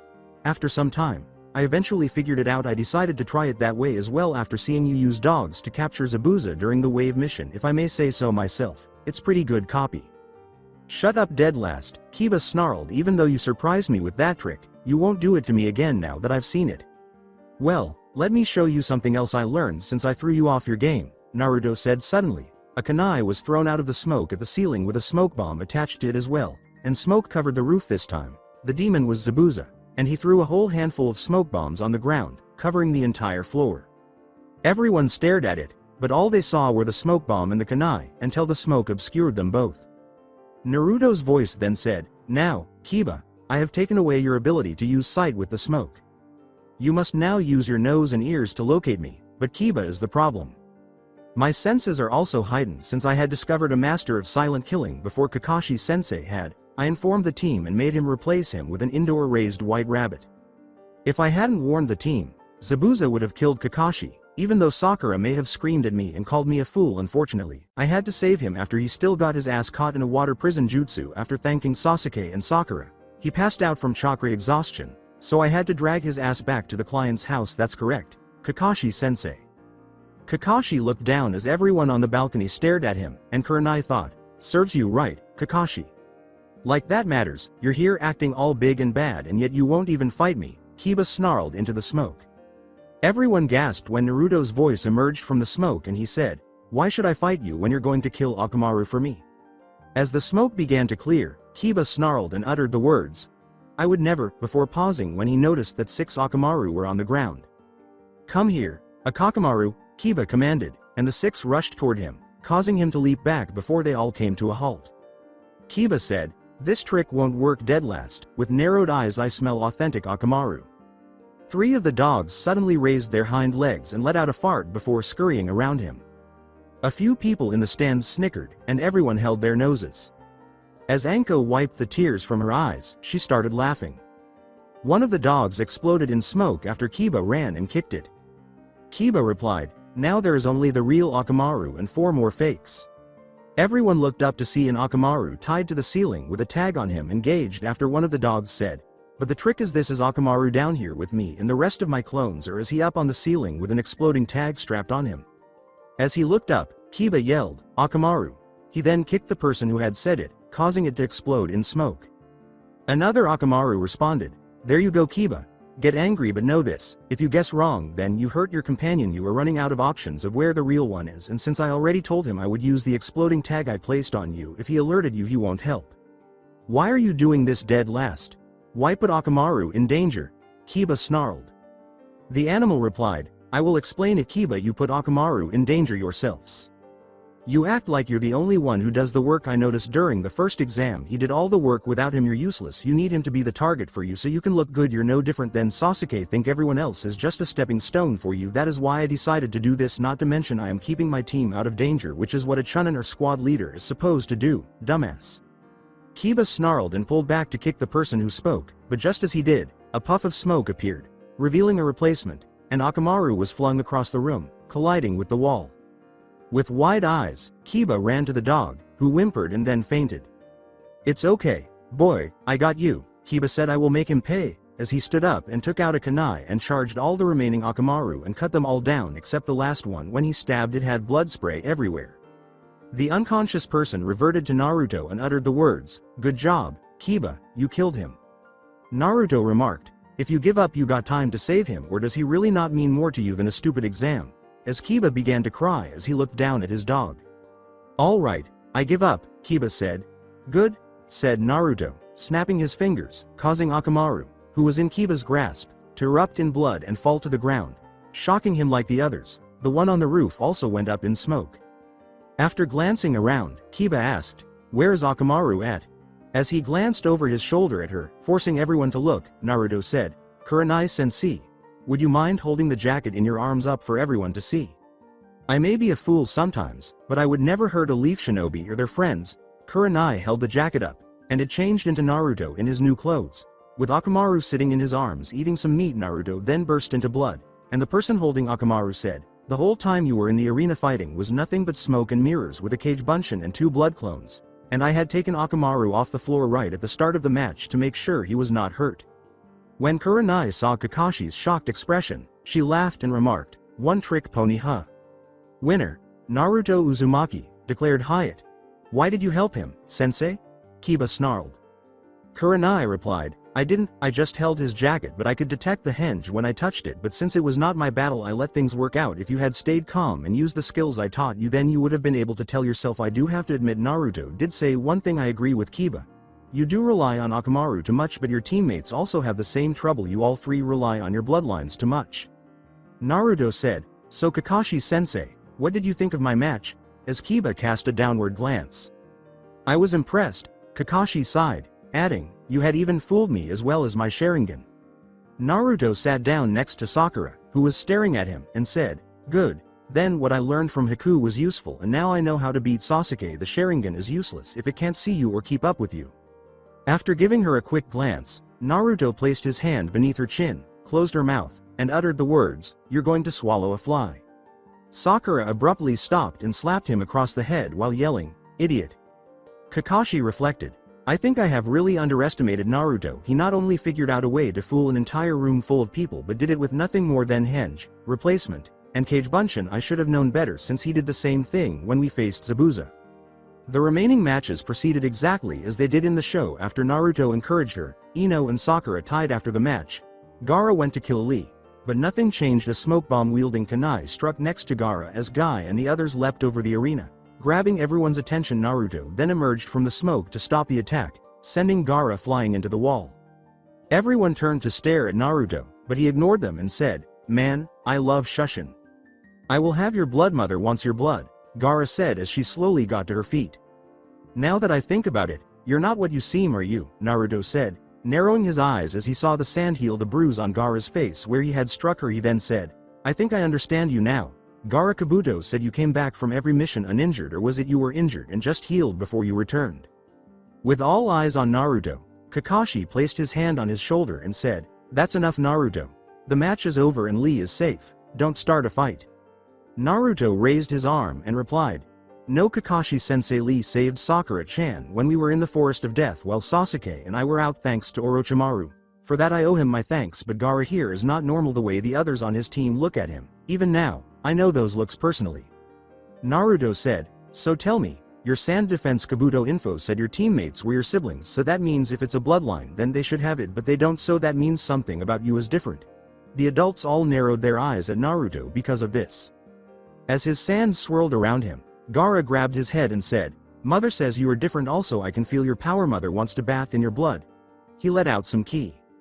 The third person said, "Enough. Both of you, I want you both to stop this instant and save it for the finals or I will disqualify you both. Normally I would have you all draw for your opponents, but since everyone is so high-strung I will instead make them a surprise. The finals will be in 1 month. You will have to prepare for any of those who have passed. There will be no fighting between any of you before then. Do you all understand?" "Yes, Hokage-sama," said Naruto, who continued to watch Gaara. In response to his siblings' sand shushine, Gaara's third said, "Everyone is dismissed." Still by Naruto's side, Kakashi placed a hand on his shoulder before they both departed with Leaf Shushin. "What was that about back there, Naruto?" "I gave you an order to stand down," Kakashi said as they emerged in one of the tower's rooms. According to Naruto, Gaara liked me, Kakashi-sensei. Kakashi inquired, "What do you mean?" Naruto replied, "You did not notice the bruise I gave him when I punched him. It was healing as fast as the one on my hand. I think he's got a demon inside of him." Kakashi sighed and said, "Naruto, Rapid healing does not mean someone has a demon. The fact is it could be a bloodline and his siblings may have it, or it may be a new one. You should not start pointing fingers at people. The third person showed up and said, "That's enough, Kakashi Naruto. While I do admit I do believe Gaara may also be a Jinchuriki, you should not bring attention to it because it will also bring attention to you. Now will you explain to me why you were calling Gaara out on it?" Both of them turned to face Naruto when he said, "When Gaara was fighting Lee, I felt Kyuubi, sir." "What do you mean you felt Kyuubi, Naruto?" inquired the third. Naruto said, "It was like back on the bridge I heard his voice when I used his chakra screaming for revenge against Haku for killing Sasuke. When I was watching Gaara match I felt it stirring Aegean and I heard whispers of Shukaku in my head. I don't know why, but I felt like the way the whispers were sounding was like the villagers when they talk about me and don't think I can hear them, like they're better than me and I am just dirt at their feet." "Alright, Naruto, have you heard this voice any other time?" the third sighed. To which Naruto replied, "No, this is only the second time." The third replied, "Very well, I will have Jiraiya train you over the month between now and the finals." When Kakashi asked, "Jiraiya-sama, why?" the third person looked at Kakashi and said, "Kakashi, you have obviously not paid attention to your team the least little bit. Did you know that while you were on the bridge Naruto had to face 2 merc by himself and kill them to save the client's daughter and grandson?" Glancing down, Kakashi's eyes widened and he said, "No sir, I did not." The third replied, "You seem so preoccupied that you have not even noticed that. It was this reason I had planned on Naruto to have another teacher to learn from if he passed, which he did very well if I may say so. The reason I am having Jiraiya do it though is because he was the Yondaime teacher and the only other person who knows about how the seal works better than me. He can tell if Kyuubi voice is because of him finally awakening or if the seal is weakening. He might be able to modify it where you won't have to hear it. Aegean, now I don't want anything that has been said here to leave this room. If it does I will know. Now Kakashi, you better go check on Sasuke while I take Naruto to see Jiraiya." Kakashi gives a nod and disappears into a leaf whirl. After a brief pause, the third asked, "Are you sure it said Shukaku, Naruto?" The third Naruto nods and responds, "So the rumors are true. Gaara is a Jinchuriki like you for the one-tailed demon Ichibi no Shukaku. I had heard rumors about it but I did not believe them at the time. Alright. Back in the arena, was that really Shushin or Hiraishin, Naruto?" Naruto replied, "Hiraishin, I used the smoke bombs to hide the yellow flash, sir." The third laughed and replied, "Well, that was smart, and had I not know about you having that just you I would have believed you. Now I want you to come to my office around 4 this afternoon to meet Jiraiya." Naruto responded, "Sure, old man." The third laughed and replied, "Well, I must be going. This room is just outside where me and you talked earlier. I trust you can find your way out." The third leaves in a flurry of leaves as Naruto nods and leaves. Sakura was staring at Naruto as he returned to the arena and asked, "What was that about Naruto?" Says Naruto, "What Sakurakan?" Sakura said, "Picking a fight with that sand team. You heard what Team 8 said about them." "I was just getting info on one of my opponents for the finals." Sakurakan, Naruto said, winced, and scratched the back of his head as he looked behind him, feeling something bite him. With a sigh, Sakura turned to face Ino and said, "Well, don't you suck at it." As he approached him, Anko remarked, "Nice match, Gaki." As he collapsed face down on the ground, Naruto uttered the words, "Thanks, but I suddenly don't feel so good." As she leaned over him, Anko yelled, "Medic!" Sakura and Team 8 and 10 rushed to his location. "Anko, what's wrong?" Kurenai asked. "I'm not sure," Anko said as she began to examine him. "I told him he did well in his match, and he thanked me. Then he felt awful and fainted." When 2 medics arrived, Anko noticed them pause and said, "Either help this kid or I will feed you to my snakes." This prompted both of them to begin working on Naruto. Everyone turned to stare at him when one of the medics exclaimed, "Shit, how is he still alive?" Then Anko said, "What do you mean? He's been poisoned," the medic said. "I say snake venom from an asp. If we had some venom to create an antidote, we could cure him, but..." Kuchiyose no Jutsu. Anko hurriedly went through some handsidens before grabbing an asp and saying, "Quick, take a sample from him."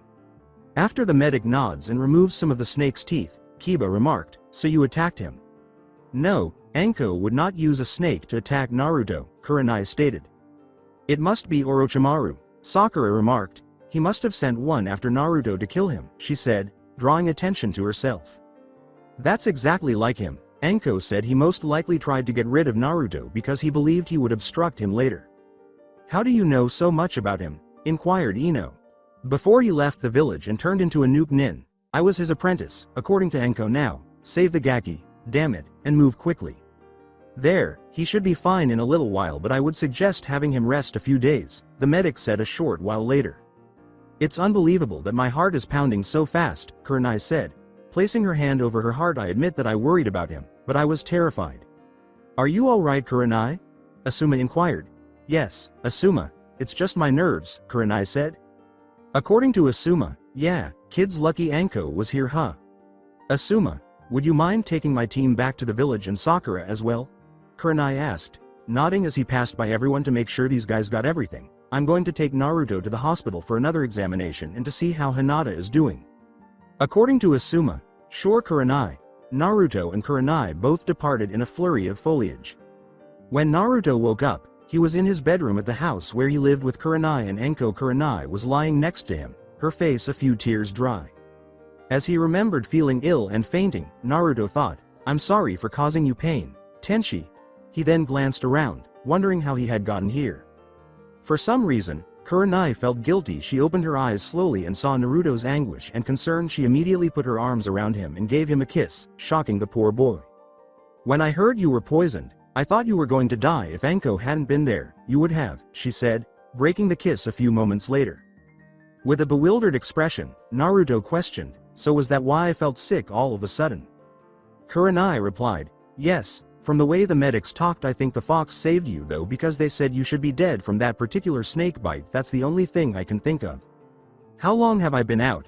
Inquired Naruto. Kurenai continued, 2 days, you would have been around yesterday but someone decided to attack you in the hospital room. After that I had the third let me bring you home after he had me sign some papers for your protection of course. Officially he said you can meet Jiraiya at the hot springs when you recover. Did you stop the attack at the hospital? Naruto asked, nodding. Kurenai glanced down and replied, actually Kiba did. He came by to check on Hinata and to see you saying something about a promise to Orochimaru. What was that about? Naruto nodded and said, when I grabbed him during the match I promised Orochimaru if he would play along I would give him that food he was eating and also face Kiba in a match of his choosing if I won. That way he would not always be mad at me. I thought I had lost you and I still don't know what it is I feel for you yet, but I know one thing, when the medic said you would die I just wanted to die myself. I can't believe I have fallen for you so fast to feel this pain. I mean we have only started seeing each other a little over 2 weeks ago, Kurenai said, nodding her head and going silent for a moment. Naruto felt concerned and put his hand on her face, turning her to face him when he saw tears. Naruto replied, I know when I read your letter I wanted to prove to you I was good enough for you. That's why I wore the cloths you had gotten me earlier than I said I would. With a perplexed expression, Kurenai asked, what letter? The one Anko gave me right before the test she said was from you, Naruto said, blinking. As Kurenai put it, do you have the letter? According to Naruto, it should be in my coat pocket. After getting out of bed, Kurenai grabbed the letter, dressed comfortably in shorts and a loose shirt, and snarled, that little bitch, I told her I wanted you to show everyone, especially after Kakashi called you a one-trick pony, but I did not want to force you to. She wrote this. Anko, who was drinking from a bottle of sake, said, that's right Kure-chan. I did it so the Gaki would be respectable for you. Aren't you glad I did? I mean he totally humiliated the dog boy and then saved that Lee kid, not to mention cheering on his little cousin and his stalker. I think if he had not been outfoxed then the Lee kid would be dead and his little stalker would have gave up and received double what she got once she got home. Then the little mutt would never learn and his little cousin would have lost to her rival, that in the fact he would have probably played the idiot and lost his match, so I think this worked out better. After giving her friend a fierce look, Kurenai sighed and said, fine, you're right. I wanted to say the same damn thing but I did not want to pressure him. At this, Naruto grinned broadly and remarked, well, if it's any consolation, I'm glad she did, because I made the decision that I want to be someone you can be proud of when we tell people about USA, that is, if you still want us, I mean. Of course I do. I swear you really are dense sometimes, Kurenai said, giving him a nonsensical look. Well, I better get ready and start training, Naruto said, getting out of bed to discover that he. Anko replied, hold it Gaki, I want you to find out from the pervert what your schedule is. I have a few things I want to teach you also, and maybe little Kure-chan here can teach you a thing or two about genjutsu. As she gazed at Kurenai.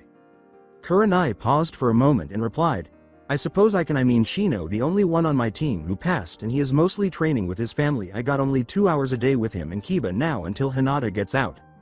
Naruto replied, well, if you don't mind, why don't I use Kagebunshin to speed up my training with all 3 of you? I mean I can learn genjutsu and whatever you want me to learn while I learn from this Jiraiya guy. Alright, I just got 5 jutsu I want to teach you, so create one and come on, Anko said as she turned to leave the room after the two women exchanged glances. Kurenai replied, I suppose that will work, but I also have a few other things planned to do during this time also, plus I have to help Shino get ready for the exams, so I can't teach you much. I do want to spend some time alone with you. Also, I think it's time we had a special dinner, just you and me. How does that sound? Naruto replied, that sounds good, but my cooking's not that great, so I hope you like it. After blushing, Kurenai remarked, well, actually, I thought I would cook for you tonight. Naruto replied, you don't have to. I mean, you have already done so much for me. I don't want to be a bother. You're not bothering me at all, Narukin, Kurenai said, laughing and putting her arms around him. Kurenai remarked, well, I have heard things about this Jiraiya guy. He's the one who trained your father, as Naruto grinned. Naruto replied, I don't know how to feel about that, if I should be happy or mad because he's doing for my dad or something like that. I will decide when I meet him. Kurenai replied, well, I understand that, but the thing that worries me is he happens to be the author of those books Kakashi reads. Naruto glared at her and uttered the words, he's a pervert. Kurenai releases some ki and nods, saying, what I wanted to say was just don't become a pervert or else. Naruto nods and swallows as he hastily gathers his belongings and dashes to the restroom. Kurenai and Anko both started laughing when he left, with Anko remarking, so, already wiping him into shape, huh? Yeah, I read this book about relationships and it says that when one is older than the other, the younger one sometimes feels defiant and wants to show fear better. The best way is to break those habits before the relationship moves too far, Kurenai said, reaching into her pocket and taking out a book. So you think you can mold him into the perfect man? Anko snorted. Kurenai replied, nope, just reading it to see what not to do. I mean, the person who wrote this book has been with over 1,000 women, it says. Oh yeah, Anko said, who wrote it? With a smile, Kurenai said, Jiraiya. With a snicker, Anko erupted in laughter and exclaimed, oh god, you're evil. According to Kurenai, I know, now that Naruto knows he's a pervert, he won't listen to any relationship advice and will have to learn on his own, just as I am also doing, so we are both learning together. Anko nodded her head, I don't know, I think if you two ever had a kid, then that person would be a total hellbound prankster with your and his cunning and manipulation. Kurenai blushed and turned her head away, saying, kids huh, maybe someday. Anko replied, so what are your other plans? You mentioned I know you don't like planning anything out. Well, said Kurenai, following the cries of the pervert and the woman who was beating him, Naruto hurried to the hot springs after getting dressed and discovered Jiraiya. Naruto melted into mud as he watched the woman go, dropped a genjutsu he was hiding under, and uttered the words, so Gaki, you the one sensei told me about. Perhaps, are you Jiraiya? Asked Naruto. According to Jiraiya, yes, I am. When Jiraiya caught the kunai that Naruto threw at him, he flashed yellow and punched him in the nuts with his fist. Jiraiya collapsed to the ground and uttered the words, why? In a voice that was filled with pain. Naruto replied, I remember you, the guy who was talking about some snake lady using some long tongue jutsu. I remember you also groping me when I used my sexy no jutsu back then. After giving it some thought, Jiraiya said, nope, doesn't ring any bells. Maybe this will, Naruto said, grabbing the notepad Jiraiya had dropped, putting it in the back of his pants, and using it to wipe his ass before kicking Jiraiya in the face while he was still on his knee and removing the toad oil headband to cram the notepad behind it. Jiraiya sprang to his feet, grabbed Naruto by the ankle, and threw him onto the water, but instead of sinking, Naruto landed on top of it. Jiraiya barked and said, I remember you now, you're the ass who ruined one of my works and caused that book to be my worst ever. Naruto replied, good. Then I think we agree, you don't like me and I don't like you, so what do you want to do? Tell the old man to find me someone else or what? Ero Sanin. Jiraiya appeared behind Naruto and punched him, but Naruto vanished in smoke as he said, no kid, you're going to learn from me. The first thing you are going to learn is Taijutsu. Jiraiya grinned evilly. When a voice from behind said, Konoha's secret Taijutsu, 1000 years of death, Jiraiya turned to look around before being launched into the air and then dissolving in water. After emerging from his cloak of invisibility, Naruto was abruptly kicked in the back and flung face first into the water, causing him to leap out while clutching his now red face. When he threw a kunai at Jiraiya, who grabbed it and threw it all at once straight up, Naruto yelled, shit! He vanished in a yellow flash and appeared about 200 feet in the air before being struck by a water dragon as he began to fall. Naruto was completely covered in red from light burns when he eventually made it to shore after half drowning in the water. How did you know? He asked. Jiraiya replied, I knew your old man when he was creating that jutsu, so I know how to counter it. A throwed one is one you're automatically committed to. Once you threw it, I knew you only had 20 seconds at most before you had to instantly jump with it, so when I caught it I simply threw it as high as I could straight up. Anyone who never faced your father would have been caught by yours use, but a seasoned vet like me can use it against you. You surprised me on the first time considering you used a standard kunai instead of the tri-pronged kunais your dad did, but after I figured that out you're easy to beat. Also I could detect when you used the cage bunshin and replaced yourself with it. I must say that was impressive improvisation, but you still lack experience and support skills. Naruto responds with a nod. So are you going to teach me or not, because I got someone else who wants to teach me also. Jiraiya looked at Naruto and said, really, who? Anko, said Naruto. She probably wants to know the Schedule 1 plan to train you also, right? Jiraiya said, nodding. Jiraiya simply nods and says, alright. I will train you from noon until I don't feel like it any longer. You will meet me here every day and we will go from there. Now tell me what ninjutsu you know. Naruto replied, well, I know Kage Bunshin and the secret behind it. Henge, replacement. Sexy no jutsu. Harem jutsu. Cloak of invisibility. Hiraishin. Tree climbing. Water walking, leaf balancing, and my ninjutsu summoning.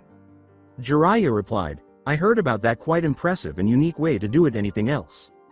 Naruto replied, no, Kakashi sensei won't teach me anything besides the tree climbing.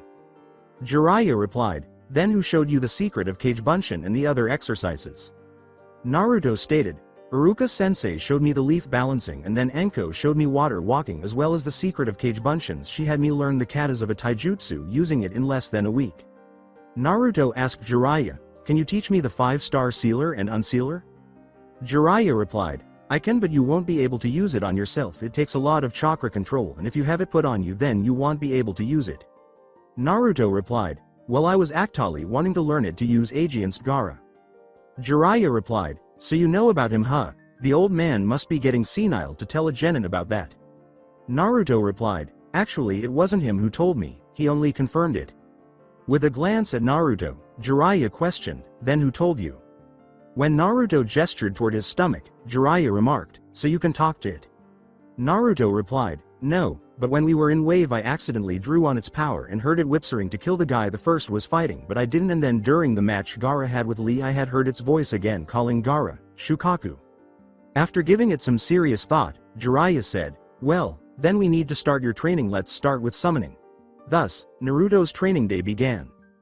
After about 3 weeks, Naruto arrived at Kurenai's door in his sexy no jutsu, but he was dressed and appeared to be a younger version of his mother from the photo he had of her and her father when she was pregnant. He looked down at his uncontrollably shaking hand and attempted to unlock the door but was unsuccessful as he repeatedly struck the door with his knee. Naruto thought, damn it, what is wrong with my hands? Why is it I can't use them anymore or make hand signs? I was lucky I can use my sexy no jutsu without hand signs now, or I would have been way in trouble. Maybe Tenchi is home and can let me in. Kurenai put down her tea, got up, and went to the door after looking at the clock inside the house and saying, I wonder who that is. The red-haired girl in front of Kurenai held out her trembling hands, and Kurenai instantly went wide-eyed as she recognized the nicknames. She looked behind her and leaned forward, saying, wait, Naruto, is that you? Naruto said, thank Kami you're here. Tenchi. Ero Sanin's training was killer today and I can't use my hands. Shit, Kurenai said, you got to stay in that form until later, we got company. Naruto nodded. Naruto looked at his hands and said, oh, okay Tenchi, but can I come in? I'm tired and can't really do anything at the moment. Yeah, come on in, Kurenai said as Naruto entered and she moved aside. When Naruto entered the room, he was taken aback to see Hinata, Ino, Tenten, and Sakura. From now on, I will refer to Naruto in female terms because he is currently in female form. Ino said, hello, who are you? Oh, this is, Kurenai said as she entered. Naruto replied, my name is Kushina. I am one of Kurenai roommates. Sakura questioned, if you're roommates, why did you not just let yourself in? Kurenai nodded and grinned. As Naruto passed by, Kushina raised her trembling hands and said, because I can't use my hands at the moment. I overtrained today, as you can see. Tenten asked, are you a ninja? As all the girls turned to face her. To which Kushina replied, yes, a genin. Why? Sakura responded, well, we just was wondering since you said you were training, and how old are you? I mean, you don't look any older than us. Kushina replied, 14 going to be 15 soon. Why does it matter if I am or not, and don't you ladies know it's impolite not to tell others your names? Kurenai asked, do you need anything Kushina? After the girls all gave their names and looked sheepish. Well, if you don't mind helping me in my room a second with something, I would appreciate the help, Kushina said, looking astonished. As the two of them left the room, Kurenai said, Sure, girls, I will be back in a moment. Kurenai asked, What do you need? As they arrived at Naruto's room. She said, I need your help changing so I can go to the restroom. I can't undo any of my buttons on my cloths. I hate to ask, but I really need to go, while staring down. As she ran to her room and returned with a white bathrobe, Kurenai blushed and said, Sure, just give me a second. She then slipped him on some of his shorts, and after a few seconds they changed into another pair of shorts, and Kushina said, Thanks, now what are they doing here? While she was looking away, she helped with the boxers, but she caught enough of a look to think, Holy hell, it really does turn him into a woman. I thought that was a joke. Kurenai replied, Well, now that Hinata out of the hospital, I wanted to talk to all the girls from Konoha who failed in the second exam about theater training and stuff. Kushina replied, I see, well, I guess I need to go and I will just come back in here afterwards. Could you come back and tell me when they're gone so I can drop the jutsu? Sure, I will hurry up and get rid of them, Kurenai replied. As she went to the bathroom, Kushina said, No, you wanted to help them and they need help, so talk to them. I can keep this up for days even in my sleep, so don't worry about it. Fortunately, she had no additional issues using the restroom when wearing just the house robe and shorts. Ino was waiting at the door when she emerged, saying, The others want you to come join us. Well, Kushina said, I don't mean to intrude. Well, since Kurenai sensei is talking about training and stuff for us women, you might as well come also, so either you can learn something or add your own advice. Ino took hold of her arm and began dragging Kushina toward the living room. She then released her arm and moved toward a seat. Everyone turned to look at Kushina and Kurenai, who was blushing, as Kushina sighed and saw the apprehensive expression on Kurenai's face. Oh, get that look off your face, Tenchi, it don't look good on you. Tenchi? Why did you call her that? Inquired Ino. For a brief moment, all eyes were on Kushina as she realized her mistake and said, Oh, it's just the nickname her boyfriend gave her. I like to tease her with it. Kurenai gave her a look that made it obvious that she had opened the gates of hell. Looking at the older girl, Hinata stammered, You have a boyfriend, sensei? Trying to think of something to say, Kurenai took a sip of tea before responding, Yes. Ino responded, Ooh. Gossip, the famed ice queen of Konoha has finally melted, so tell me, who is he? Grinning, Kurenai said, Not telling. Sakura, who had the same appetite for gossip, stated, You have to, the bonds of sisterhood demand it, so tell us who he is. How did you meet? How long you been going out? Have you done it? How good is he? What's he like? How you got the nickname Tenchi and anything else about him? As the list progressed, Kurenai became redder and redder. Kushina noticed that Kurenai was, Hold it, girls, if you want to know all that, then you have to earn her trust to keep it a secret. Her and her boyfriend want to keep their relationship a secret for a reason I only know because I am her roommate, but I can tell you a story about how Kurenai got her nickname and how they met if you want to listen to it, but it's a long story and all true and you have to listen to it all, and in the end you will tell me what you think about the main people in the story, and if you pass my test Kurenai might tell you about her relationship if she wants to. That is agreed. You're not telling them all of it, are you? Kurenai asked, glancing at Kushina. Kushina replied, Relax, I am going to change the names and locations so even if they were to go to the same village they would never know it, so that way those two won't have to worry about it. Tenten responded, So how does this story go? I mean, how do you know it? Kushina replied, I am originally from the village this story takes place. Ino replied, So you're not originally from Konoha? Kushina continued, My father was. My mother sort of not, and I won't explain it, so don't ask anyways. When those of us who know this story tell it, we call it the Tenchi and the Oni. Stuttering, Hinata said, The angel and the demon. Why? Kurenai replied, Before she tells this story, do any of you know anything about sealing? Tenten replied, I do. Kurenai asked, Okay. Well, answer this common question, since, if you seal a kunai in a scroll, does it turn the scroll into the kunai? The others shook their heads no. Of course not, they are two separate things, Tenten remarked. Kurenai asked, Okay, one more example before the story gets told. If a prisoner is locked in a prison, does that make the prison the prisoner? After glancing at the other girls, who all nodded. Sakura replied, Of course not, that's stupid, who would believe such a thing? In a dejected tone, Kushina uttered, A lot of people actually. As everyone turned to stare at her, Ino questioned, What do you mean? Kushina replied, Now I am going to change the names of places and people, so I want you all to name me the names of your teammates and places real quick so I can choose from them.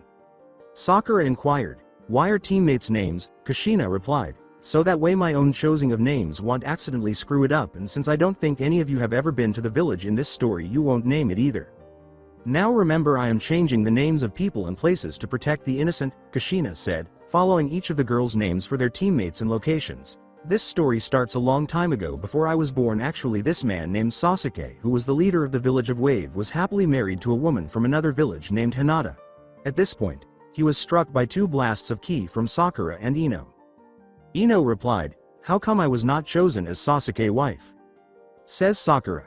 "No, me.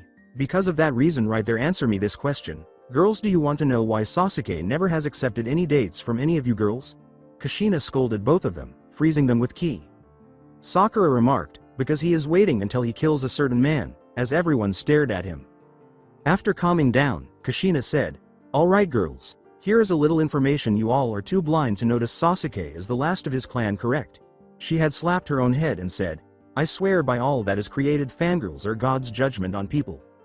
Do you know that Sasuke, because of the laws of Konoha, has to marry several women?" Kushina asked as everyone nodded. Sakura inquired, "What do you mean?" Kushina replied, "Simple, when a clan or someone with a bloodline is nearly out of people who carry their name or bloodline, then they have to have a harem because of the clan resurrection laws. Sasuke knows this, and you know why he has never told you all about it. The reason why you Sakura and you Ino had to throw your friendship away when you were younger, causing both girls to appear sheepish and distant." Kushina replied, "It's because Sasuke likes to see people hurt other people." According to Sakura, that's not true. Kushina blasted her with ki, making her and Ino shut up, and said, "Really? Then answer me this. With over 300 women chasing after him to be with him, all willing to do anything to make him happy, and would even be willing to share him, then why would he just sit there and watch as you fight each other every day and never put an end to it by saying he can have multiple wives and lovers to save you all emotional and physical pain? If he actually gave a damn about any of you, then he would have stood up and saved you, but no, he just sits back, smirks, and waits for you to act like little playthings where he can just say, 'Sakura, kill Ino,' and for his love you would actually do it, and you Ino would do the same thing. Never mind, you both were once like sister. Who needs sister when their pecker to be had, huh? You know what, I bet if you asked Sasuke what his favorite mission was, you know what he would say, capture Tora. Why, you ask? Simple, it's the only piece of pussy he meets that he actually has to chase it." That's enough. Kushina, I understand how you feel about this because of how things were for your relative, but I don't think these girls would listen to your views, even if they were right, Kurenai said after witnessing both girls become enraged and angry. Kushina breathed a sigh of relief and, "Forgive me girls, it's just my cousin is a fangirl, and I have seen the guy she loves actually punch her in the face before and walked away never looking back, and she has actually crawled on her hands and knees for this guy, and he still treats her as trash. When I see the same thing happening because of Sasuke, it just makes my blood boil." After a while everyone said, "Well, anyways, as I said before, this guy named Sasuke who married this girl named Hinata were happily married and were expecting a child. They had hid their relationship from all but their closest friends because Sasuke had a lot of enemies and he was afraid they would hurt Hinata to get to him anyways. The day their son Naruto." "Naruto? Why are you making him the son?" Sakura chuckled. Kushina replied, "Oh, I figure it's because back before Sasuke family was killed, Sasuke and Naruto were best friends." Sakura and Ino exchanged glances before Ino questioned, "Are you sure?" Kushina replied, "Yes, he even had dinner with Sasuke and his older brother Itachi. In fact, one of the 3 reasons why Naruto and Sasuke don't care for each other now is because of Itachi." "Really?" Kurenai remarked, "I didn't know that." Kushina said, "Yeah, Naruto could not believe that Itachi would just kill his whole clan for no reason but to test his power, and said that he must have done it for another reason and must have had help.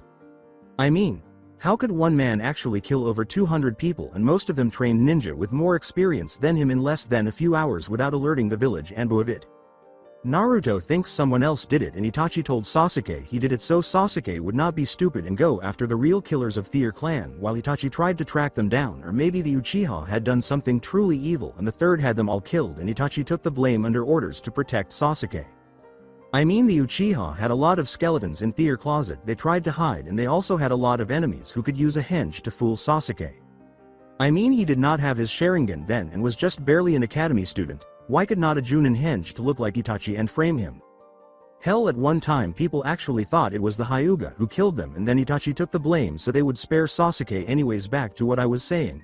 Sasuke believes Itachi just killed them on a whim and never tried to look underneath to see the real reason, and Naruto believes that maybe Itachi had a reason or he might be innocent. Everyone turned to Kushina and she said, "Well, anyways, let's get back to the story. Now, as I was saying, Sasuke and Hinata had a little boy named Naruto and they should have had a happy life together, but the day Naruto was born a terrible demon attacked the village of Wave and were killing all of their people." Ino replied, "Sounds like the Kyuubi attack on Konoha." According to Kushina, "You do know there are lots of demons in the world and a lot of villages have been attacked by them in the past, so don't assume things until you have all the information." Ino appeared sheepish as Kushina replied, "Anyways, Sasuke, being the leader of the village, felt it was his duty to save the villagers, so he found an ancient jutsu, and since he was a seal master he discovered a way to stop the demon and eventually kill it, but it would cost him his life. He was unhappy about this but knew it had to be done to save his son. He was also sad because his wife Hinata died during labor, so he knew that his choice was going to make his son an orphan. Anyways, Sasuke told the person he chose to take over after him as the leader of the village the truth about what he was going to do and also about his son whose life was about to be cursed by saving the village. You see, to kill the demon using the jutsu he found he would have to summon the Shinigami who would aid in the sealing and then seal it into a newborn baby, making them all gasp." According to Ino, "He didn't." Looking down, Kushina said, "Yes, he did." According to Tenten, "So he sealed the demon inside his own son." Kushina replied, "Yes. He was such a noble person that he could not ask any other family to sacrifice their child to become the living prison of the demon, so he chose his own son, and using the jutsu and sealing he sealed the demon in the baby so that as Naruto grew up he would slowly take the power of the demon away and kill the demon so it would never escape again, and when Naruto died the demon would also die. He had asked the man who took over for him to have the people see the boy as the hero he was." Ino inquired, "So he grew up as the hero, everyone worshipped him, right?" After Sakura had become quiet during this time. Kushina and Kurenai both snorted. "No, in fact when the new leader, Kiba, told the truth about the baby beside the fact they tried to kill Naruto several times. Kiba's heart was broken over this and knew that Sasuke would kill the people who openly cried out for the baby to be put to death, never mind the fact he saved their village from destruction. Anyways, Kiba wanted little Naruto to have a normal life as best as he could. He put him in the orphanage and passed a law that said if anyone told the younger generation about the truth or the law they would either be arrested or executed. This did not stop the hate either. As the boy grew up he was abused in every way you can imagine. The parents of the children who came later also found a way to get around the law. They had their children ignore or abuse Naruto as he grew up and simply had them stay away from him, and they picked up their parents' hate of him. Sakura, feeling depressed and on the verge of tears, inquired, "Didn't anyone ever adopt him? What about Kiba? Why didn't he adopt him?" Kushina stated, "Kiba wanted to and tried to do it in fact, but the council of the village told Kiba if he did they would remove him from office and then select a new leader of the village who would have Naruto executed, so he was forbidden from adopting him." Kiba, since he knew who Naruto's parents were and about their marriage, also knew that Hinata had a brother named Shino who had married a woman named Tenten and they had a daughter named Sakura. Ino replied, "So did they adopt him? I mean they were family, right?" According to Kurenai, well, Shino had died during the demon's attack to help buy Sasuke the time to seal the demon into Naruto. Kushina continued, "When Naruto was 4 and Sakura was 3, Kiba had called Tenten to her office and told her about Naruto's parents. Tenten said she already knew who he was and she saw him as nothing but the demon itself and refused to adopt Naruto, who was in the other room at the time, and heard her say it. Naruto had just been taken out of the orphanage at the time when his 500th assassination attempt happened, causing everyone to gasp." "How did he live through that many attempts?" inquired Hinata. According to Kurenai, well, thanks to the seal, Naruto was able to heal real quick because, as we told you, the seal was designed for Naruto to draw the chakra away from the demon and slowly kill it by making the chakra Naruto, and his body became used to having it and it healed all his wounds from the attacks. And also there were a few people who saw him as a hero but not many, so he would sometimes be saved, and Kiba would try to keep a guard on Naruto at all times even though that only stopped some of them. When Orochimaru attacked us, Sakura thought, "This sounds so much like my teammate Naruto. He heals quickly and is constantly receiving hateful looks. He also had that weird red chakra that covered him in the forest of death. Could that be the chakra of a demon? And if so, is that the person they're talking about, or is it just a coincidence?" Kushina replied, "Anyways, after that Kiba had no choice but to give Naruto his own place, and he grew up alone and did not even know why he was hated." Ino genuinely wanted to know, so she asked, "Did he ever find happiness? What happened to him? Did they finally kill him? Did he ever find out why he was hated?" Before we go any further, Kushina questioned, "Do you all believe Naruto was a demon or merely the hero his father had asked him to be?" Really, what are everyone's thoughts? Tenten replied, like I said, a kunai is not the scroll, it is sealed it. Kurenai grinned and remarked, I think they should know it all, don't you Kushina, as all of the girls nodded. With a playful expression in her eyes, Kushina said in an uncertain tone, maybe, but I'm not sure. The remainder of the story is a wild ride, and given what transpires in the narrative, I don't want Naruto to despise us if he ever meets the girls here. If he could trust people younger than him, should I tell the girls here? Does Naruto ever tell Sakura that he is her cousin or that she has a bloodline? How did they feel about him after learning that the creature that killed some of their parents and family was sealed in someone they worked with or went to school with? Since this was not our story to tell and your nickname Tenchi originated from this story, I'm just wondering if we should just stop you and your boyfriend share a special bond that is comparable to Naruto's with someone else. No, we wouldn't see him any differently, Sakura said. She glanced at Kushina and said, I mean it. Yeah, come on, Ino said. Want to know the rest of the story? We're intelligent enough to recognize the difference.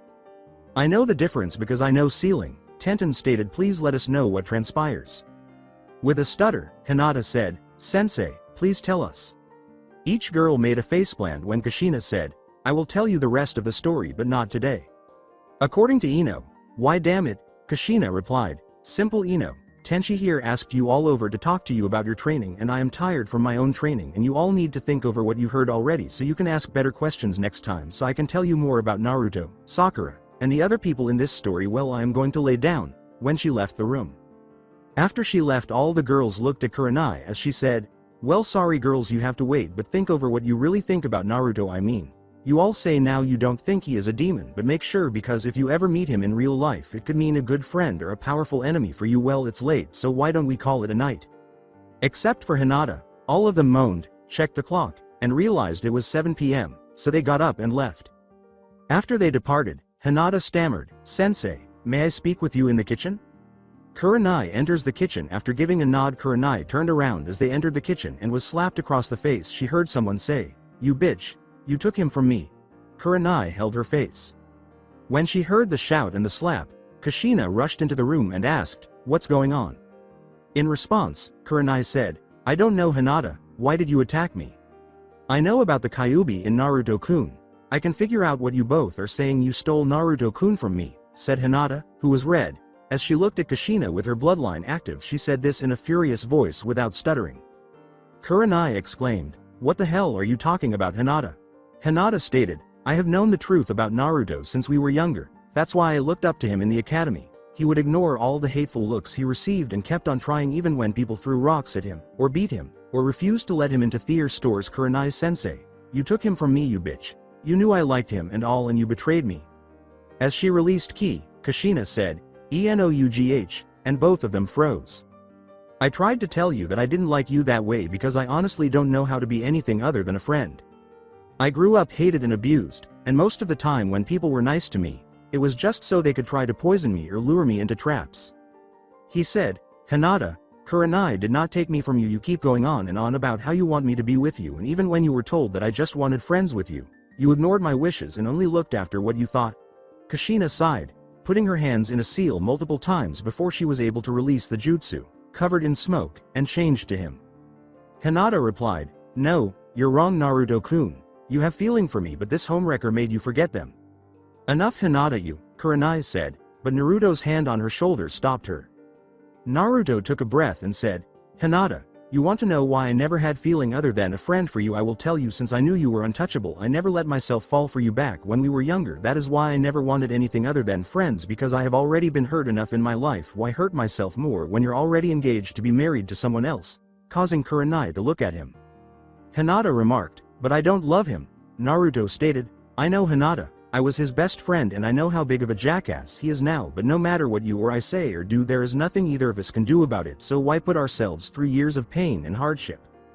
We can be friends, and if you ever need a shoulder to cry on, I am there for you, but we can never be more than that. That was why I never let there be as Hinata. It's why I found someone who has taken the time to show me happiness. Can't you let this crush go and accept my friendship, or are you going to ruin the chance we have for it?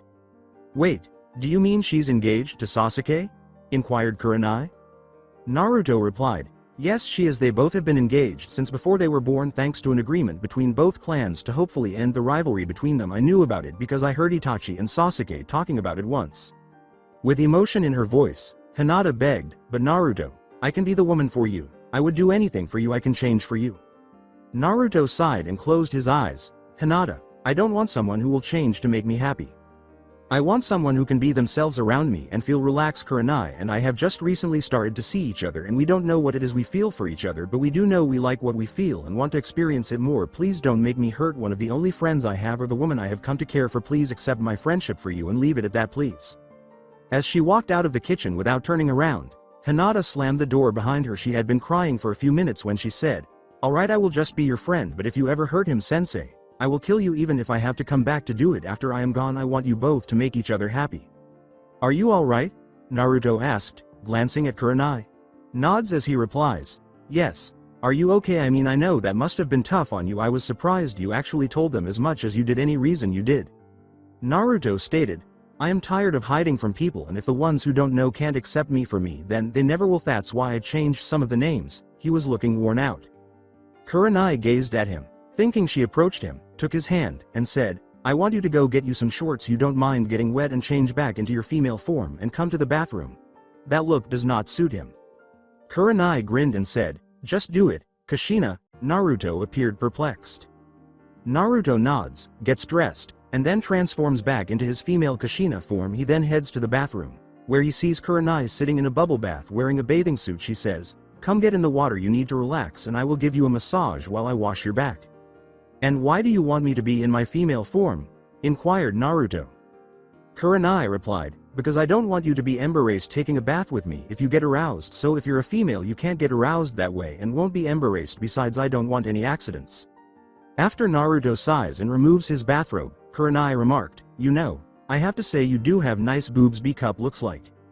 As he stepped into the water in front of Kurenai and sat down with his back to her, Naruto became red and exclaimed, "Oh God, you just had to say that, didn't you?"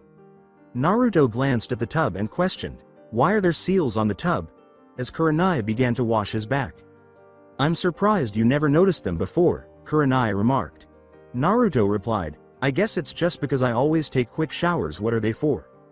Kurenai continued, "A friend of Enko's put them on the tub. They keep the water the same temperature all the time so you don't have to worry about it getting cold if you need to soak because of sore muscles. Now relax, you're too tense." She was massaging his spine. Shutting his eyes, Naruto sighed and remarked, "You're pretty good at this, you give massages a lot." Kurenai replied, "No, I had to learn how to do them in coordination classes." As he rocked slightly beneath the sensation of her fingers on his back, Naruto remarked, "Really, maybe I should take them so I can return the favor sometime." Sakura was lost in thought a short while ago on the way to her house across town when she heard a gentle voice ask, "How are you this evening, Sakura?" This caused her to turn and see the Hokage there. "All right, Hokage-sama, how are you?" Sakura asked. The third replied, "Oh, I am fine. I was just going and meeting some of the genins I saw at the exam and talking to them about it. Would you mind walking with an old man back to his office so we can talk about your interpretation of it?" As they walked, Sakura said, "Sure, Hokage-sama." The third person said, "So what's troubling you, dear? You seem to be in deep thought." After a few minutes of silence, Sakura replied, "Oh, nothing, sir, just thinking of a story I heard. Nothing important." "Let me guess, the Tenshi and the Oni." The third nods as they enter his office, then moves to his desk and takes a seat. Sakura exclaimed, "Yes, how did you know, sir?" with wide eyes. The third individual replied, "Sakura, would you like to know more of that story than what you have heard?" Excited, Sakura replied, "Yes, sir, I would." Before saying, "Sakura, this is the Hokage all-seeing crystal ball. Most people never get to see it, and those who do are sworn never to tell of it to anyone because of what it can do. Do you understand that by showing this to you I am putting a lot of faith in you?" The third grinned and reached under his desk to retrieve his crystal ball, placing it on his desk. As the ball glowed, Sakura swiftly grabbed a chair and scooted it over. The third person said, "Good, now pull up a chair and watch. Don't question anything as I am sure you are about to learn some things." Sakura was only able to nod.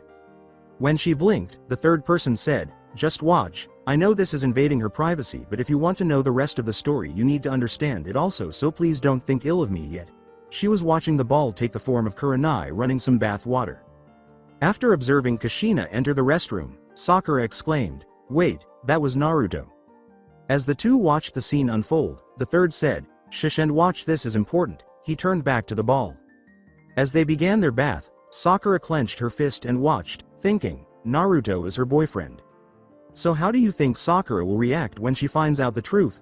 Naruto asked, returning to the restroom. Kurenai replied, I don't know, your cousin could either turn out just like her mother or showed she's better. I wish I could tell you, but I don't know her good enough to guess. Kurenai asked, so do you plan to tell her about her bloodline? As Naruto nodded. Naruto took a breath and replied, maybe, I mean if I do I will have to tell her how I know about it, and if I do then she could be like her mom. That's why I stopped the story. I know they all said they would accept me, but if they find out that I was the baby then they may turn out like most of the village. I don't want to lose what little respect and friends I do have. Kurenai said, so what exactly is her bloodline? I mean you never did tell me, grinning as she noticed his shoulder droop slightly as he relaxed. After glancing at her, Naruto questioned, why? Then she said, well, if things work out between us and we have any children we will have to tell them about it if any are girls. Then he said, well that's down the road, but I guess I can tell you just in case. Mom's notes said it was called the Vanity Doppelganger. I don't know a lot about it, but I do know it only shows up in the females of the Uzumaki family. I don't know what causes it, but to activate the actual bloodline part of it the girls have to go against their inner self. Inner self? Kurenai inquired, what do you mean? Naruto stated, remember how Sakura kicked Ino out of her head when I called to her? The reason is her inner self hates me. Probably from the hate her mom has for me, but anyways when I called to Sakura, her inner self took control and kicked Ino out. I knew she would have lost otherwise and I wanted to give her help when I could. That's why I cheered her. It's like a split personality inside of her. According to Kurenai, so that's why she sometimes seems like two different people. Naruto responds by saying, yeah, the men in the Uzumaki family don't get it, but we can see when it takes over it looks scary as hell. Even Kyuubi's not as scary as inner Sakura, and trust me, I have seen both. Sakura's inner voice says, I will show that little blonde bastard who is scary. You think that fox is a demon? Wait till I get my hands on you, you little blonde bastard, as she returns to the tower. So what exactly does the inner do? Inquired Kurenai.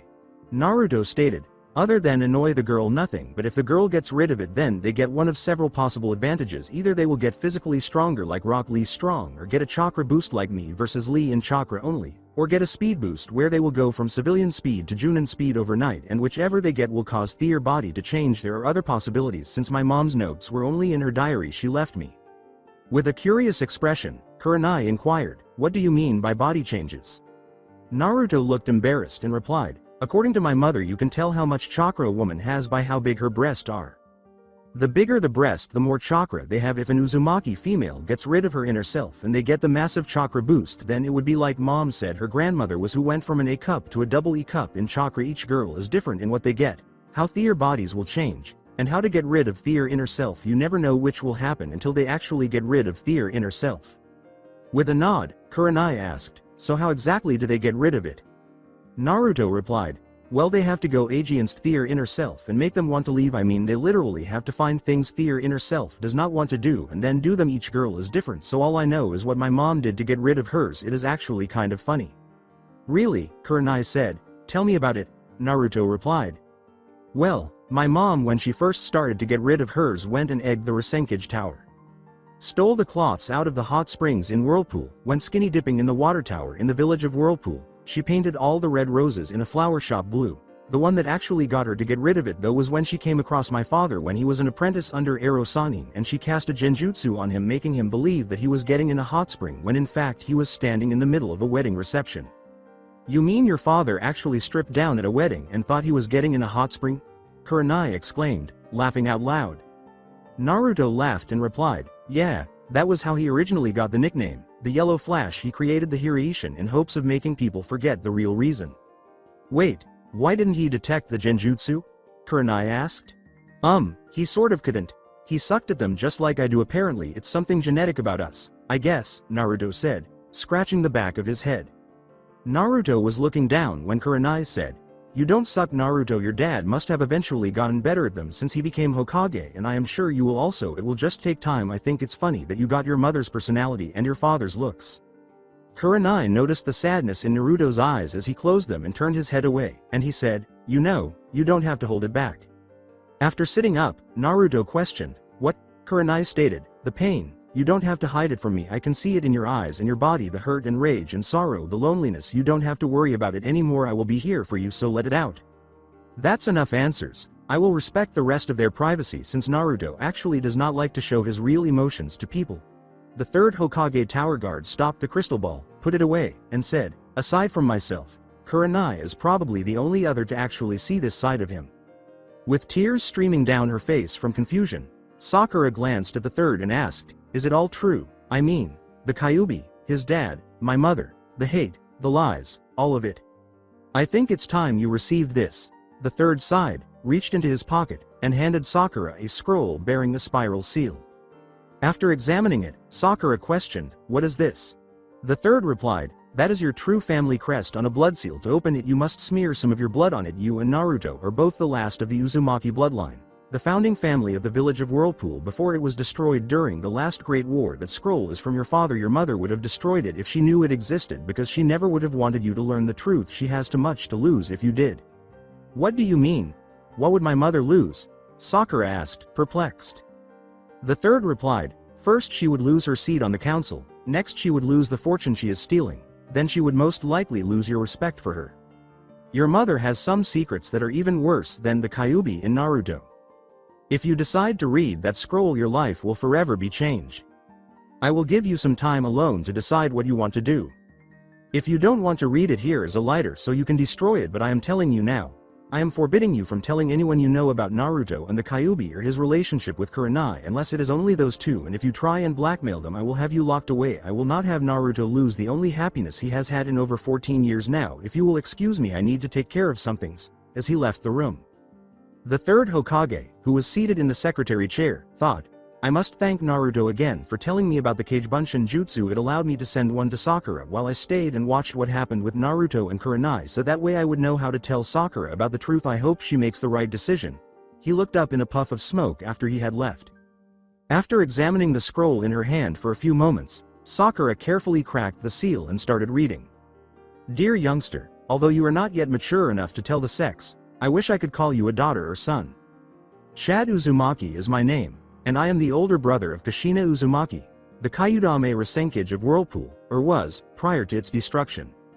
My brother-in-law, Minato Namikaze, the Undaime Hokage of Konoha, is going to go and seal the Kyuubi no Kitsune into his newborn son Naruto Uzumaki Namikaze. I hope you have had a good life, and I apologize for not being able to be there for you. His life will be lost in the process, and since Kushina and he were in love and both have the Uzumaki mate mark, she will also pass away at the same time as him. It's likely that you're wondering what this mate mark is. I'm not sure how this happened, but whenever someone with the Uzumaki bloodline finds someone and falls in love, if they return the kiss, the love will make them faint and leave a mark on their neck that won't go away until the next morning.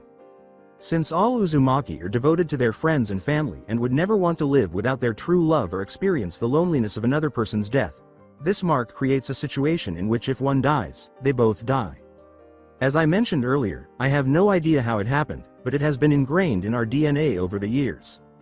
In order to make you both happier, this mark now also creates an area where you can feel your love's emotions.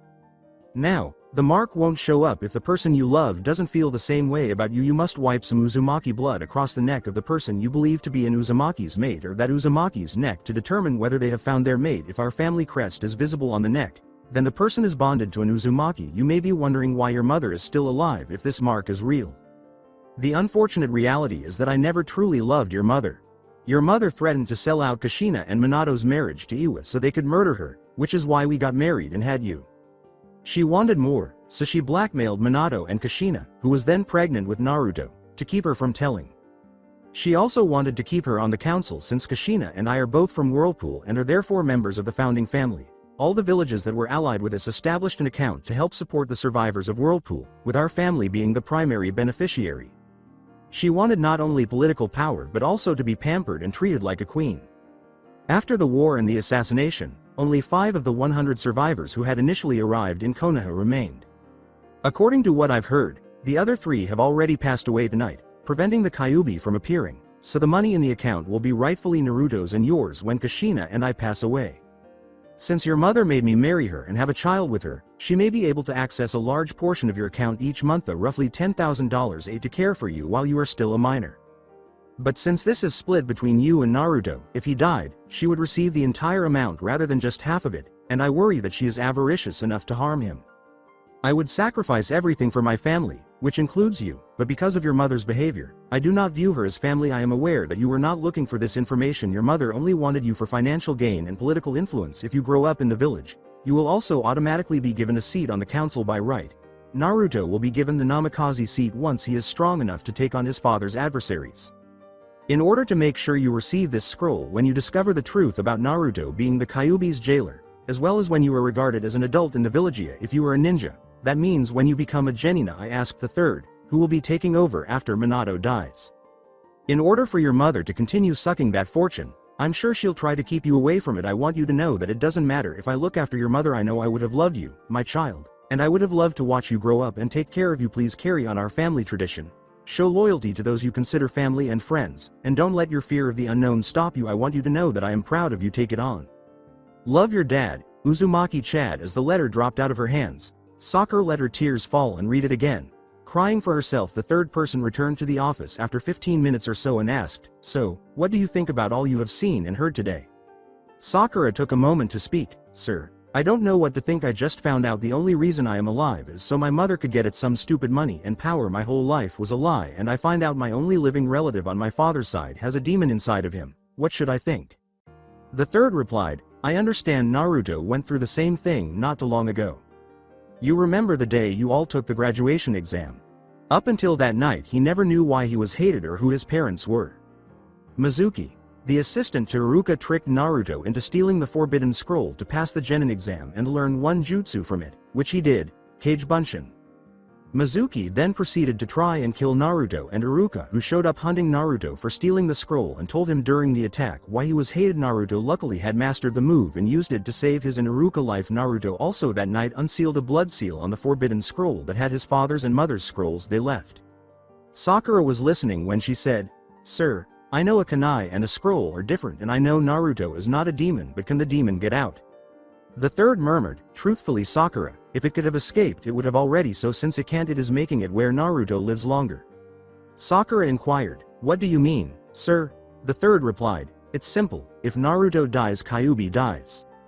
Why do you think a demon would heal Naruto's body every time he has been attacked? It's to make sure he lives longer. Also, the seal is designed to allow Naruto to use the demon chakra, but he only can handle it for so long before it starts destroying his body because it's not human chakra. So you see, the demon can't escape unless someone messes with the seal like Orochimaru did in the forest, but that was only to stop Naruto from using the demon's chakra and to make killing Naruto easier. I already undid what Orochimaru did to Naruto, so don't be afraid of Naruto." Sakura replied, "I won't, sir. I just wish he would have told me about us being related." The third individual replied, "He wanted to, but knew your mother would attack him again. In fact, that's why he acted like he wanted to date you so he could be in your life." After giving it some thought, Sakura's gossiping side came out and she said, "I think I understand, sir. So how long have Naruto and Kurenai been together, and do they have that mark thing my dad mentioned?" With a laugh, the third person said, "You want to know a little secret that only myself knows?" When Sakura's eyes glowed, the third reached into his drawer, took out a scroll, and threw it to her. He then said, "People need to stop trusting an old man." Sakura read the scroll and became very excited. She said, "You mean that?" With a gape, the third responds with a nod. "Yeep, now to answer your question, they do have that mark, but they don't know about it since they passed out. They never saw the mark. The only ones who knew about the mark on them are Anko and Iruka and the two of us. If you want to tell them, go ahead, but do it discreetly, and I would suggest talking to Kurenai first. Naruto is not emotionally stable yet." "What do you mean, sir?" Sakura asked, glancing at him. "Do you remember the wave mission?" asked the third. Sakura nods while the third speaks.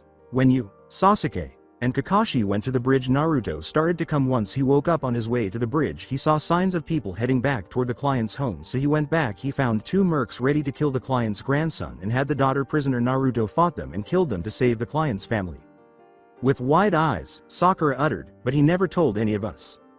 The third looked down and covered his eyes with the hat and said, "He tried to tell Kakashi, but every time Naruto tried to get to him to talk privately about it, Kakashi would push him away to focus on Sasuke.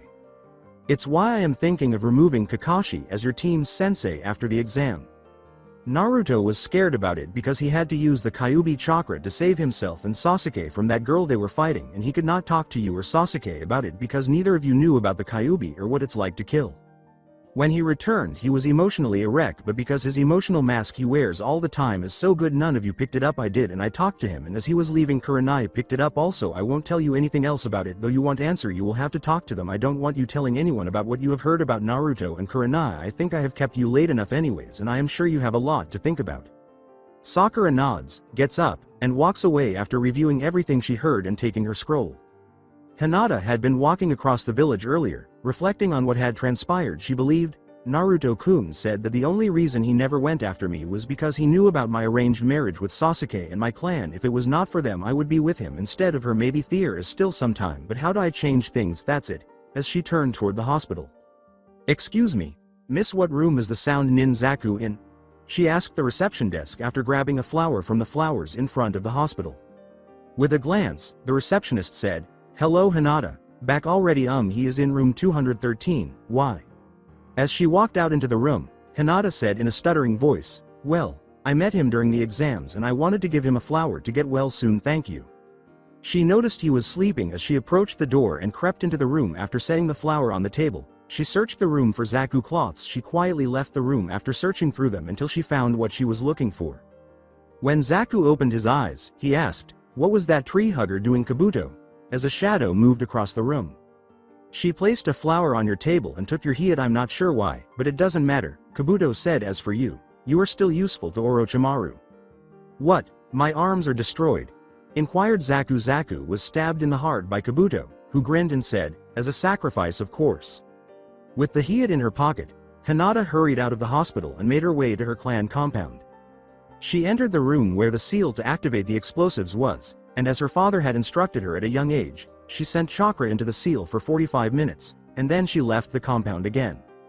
As heiress, she knew things that others did not, including the clan's security system, which would ensure that if the clan compound were ever attacked, the branch members would hold off the attackers while the main branch escaped, and then set off the security system that would blow the entire clan compound away, killing anyone inside, ensuring the main branch survived and their bloodline was secure. Then, as Hinata approached the Uchiha neighborhood, she noticed Kakashi seated outside the door. Hello Hinata. What are you doing here? Kakashi asked, glancing at her. My family asked me to deliver a message to Sasuke regarding our arranged marriage, Hinata said in a stuttering voice. It is urgent and crucial. Kakashi replied, so you and Sasuke are arranged? I never knew that. It was planned before we were born, Hinata remarked, casting a downward glance. May I talk to him? He stammered. Hinata approaches the door and knocks after Kakashi nods and gestures for it. A short while later, Hinata said, may I speak with you privately? I bring a message from my clan about our arranged marriage, as Sasuke opened the door and glared. Sasuke, HN, and moved out of the way as Hinata entered. With his back to her, Sasuke said, what is it? Before shutting the door, I'm occupied.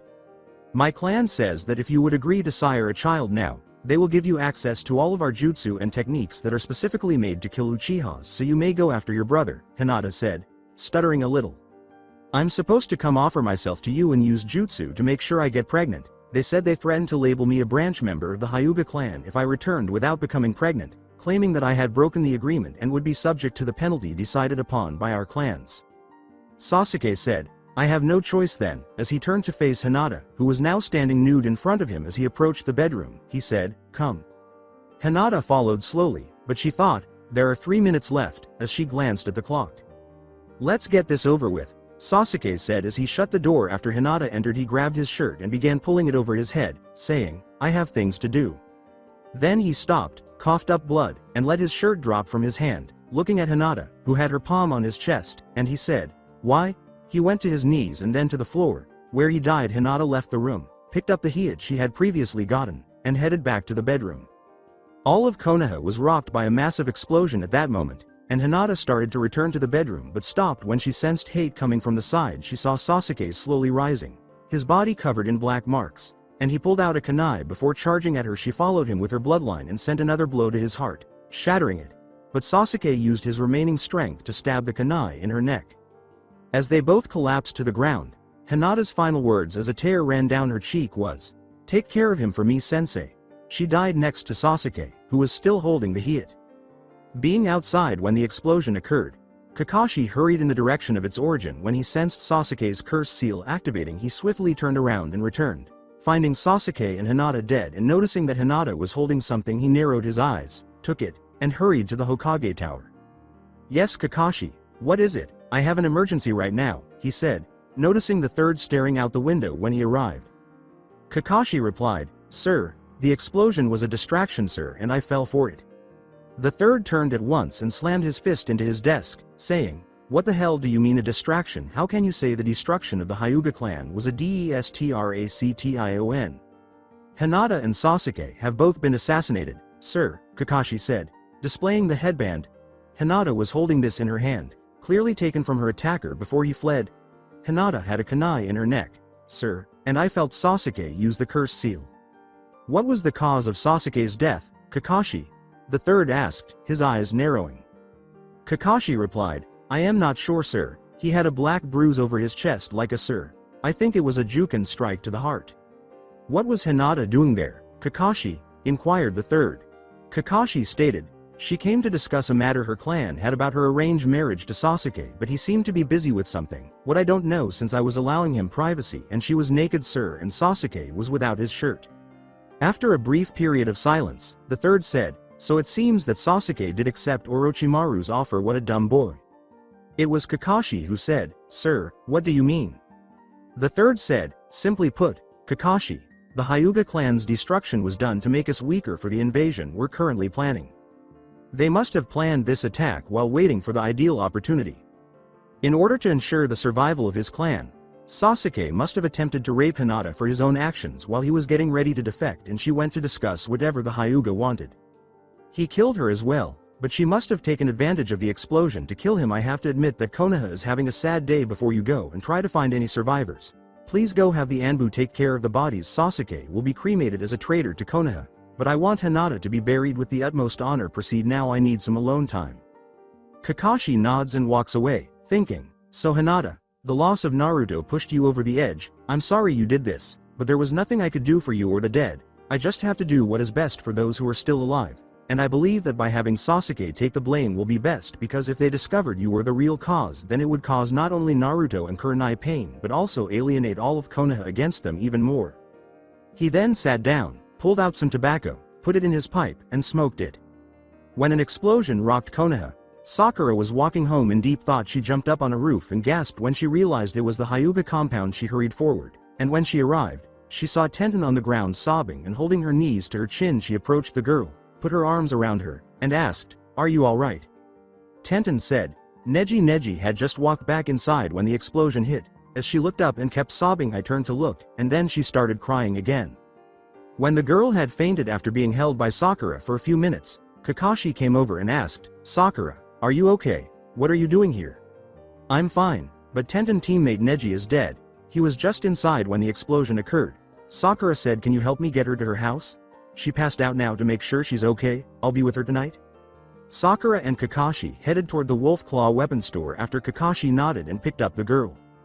After Naruto sobbed and Kurenai held him until he passed out, she got out of the tub, carried him to his room, and laid him down on the bed. She was changing when an explosion shook Konoha, so she went to check on Naruto and saw that he was still unconscious, thinking, after all his training and emotional battle earlier, he needs some rest. In addition, someone might attempt to hold him accountable for whatever it was, she said hastily as she began to walk away. As she was walking along the roof, she noticed Sakura and Tenten with Kakashi. She turned to face them, and when Kakashi stopped, Kurenai questioned, "What's going on, Kakashi?"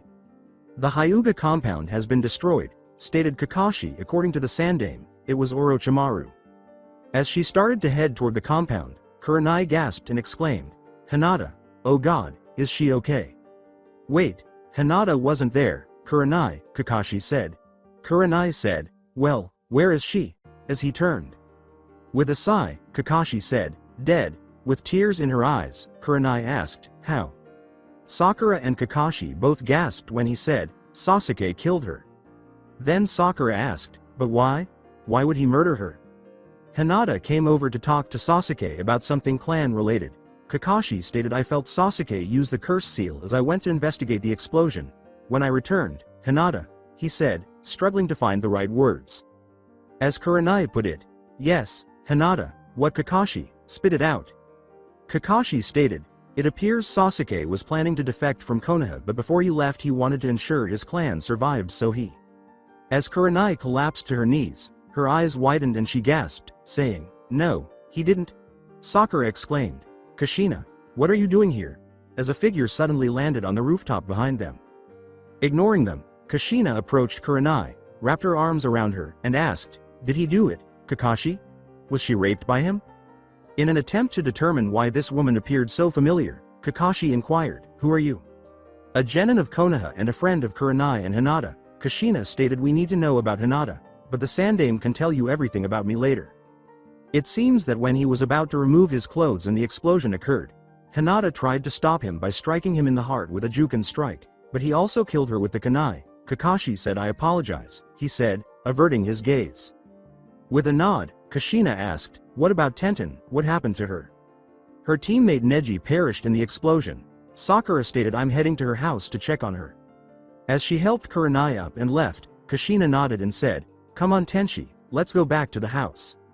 Sakura's heart grew angry as she saw the expression on each of their faces as they walked away. "Sasuke, how could you do that to her, you bastard? She thought you attempted to leave after hurting someone as innocent as Hinata, and I loved you. I would kill you if you were still alive. Why don't you go get your things, Sakura? I'll wait with Tenten until you get there." Kakashi said, "You don't really have anything for tonight." Before leaving, Sakura nodded and gave it some thought. Her mother was in the kitchen when she arrived home, sighing and saying, "Thank God you're home. Sakura, I was worried about you." After recalling what her father had said, Sakura walked past her mother, went to her room, and began packing her belongings, thinking, "Damn her lies. I can't believe her." She gathered her belongings and prepared to depart, saying, "I can't live here any longer." Her mother stopped her as she was about to go to the door and asked, "Sakura, where do you think you're going?" Sakura began to leave once more, saying, "I'm leaving, something's come up." The mother of Sakura replied, "No, you're not, Sakura, you're not going out there. You never know what kind of monsters or demons are just waiting for you.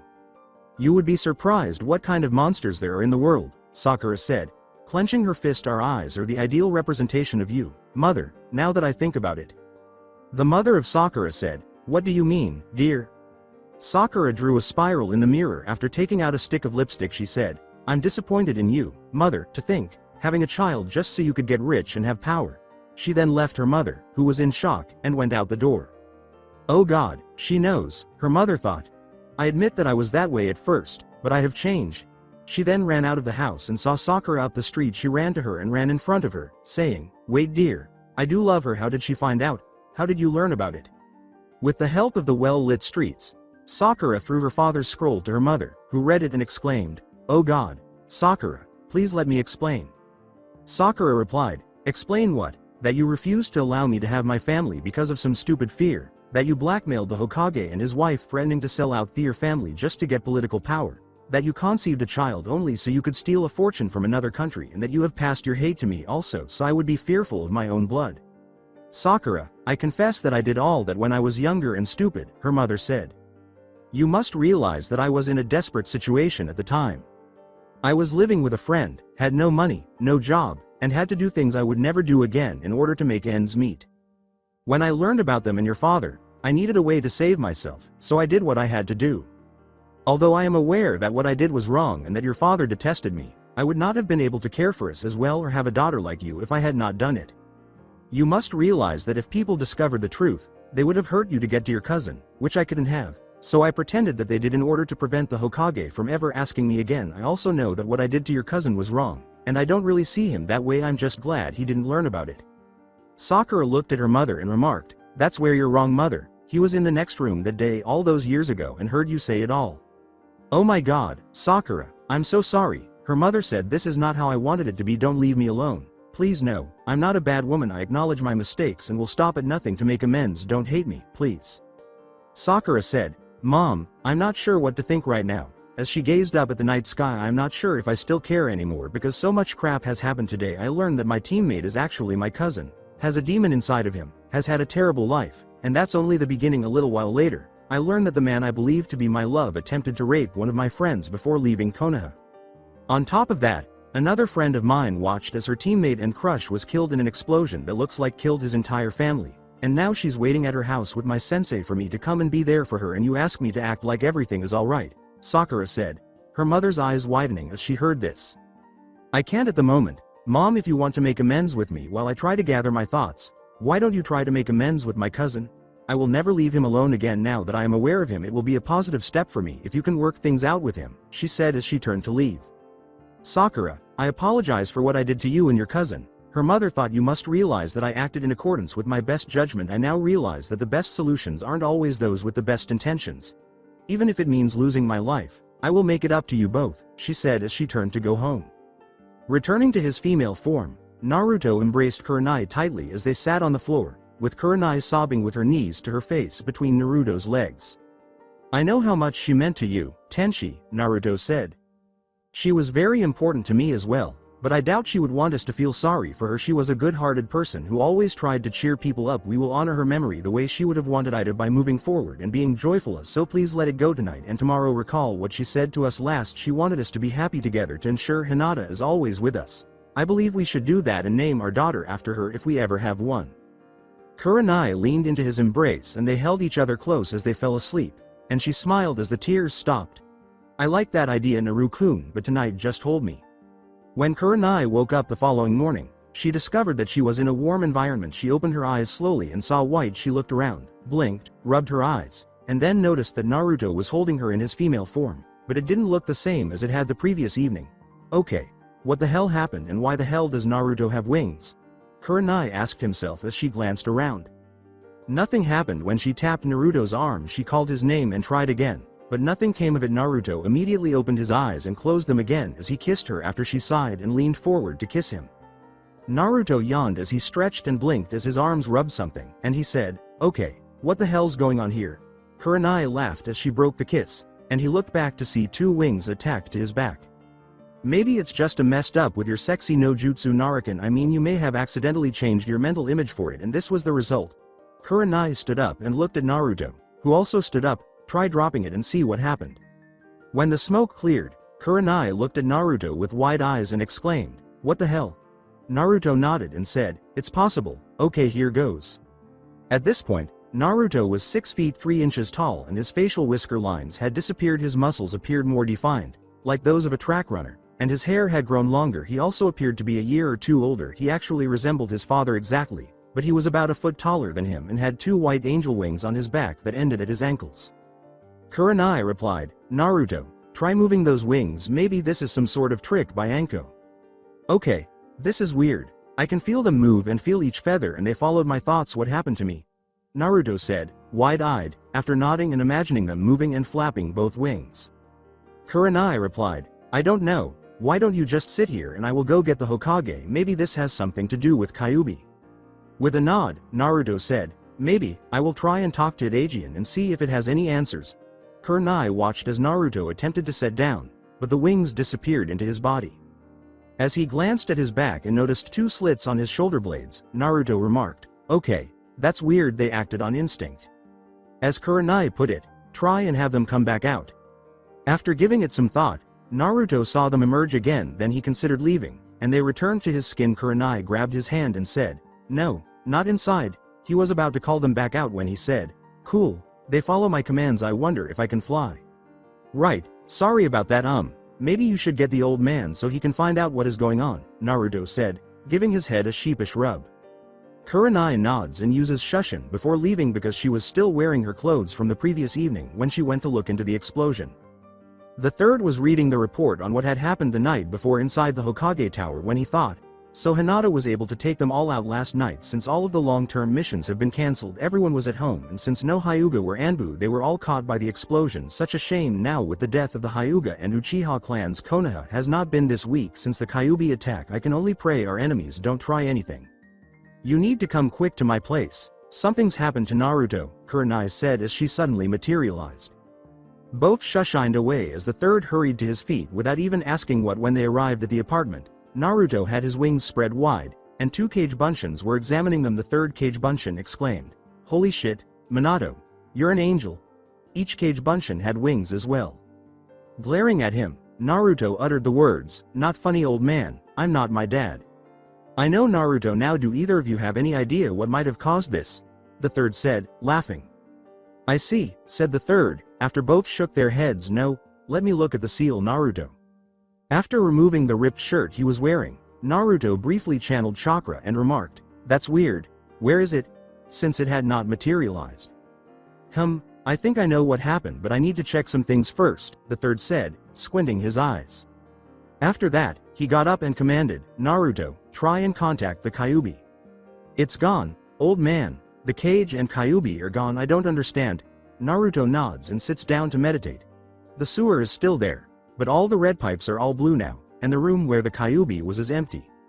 The third laughed and replied, "I think I know what happened. Tell me, Naruto, were you a male or female this morning when you woke up?"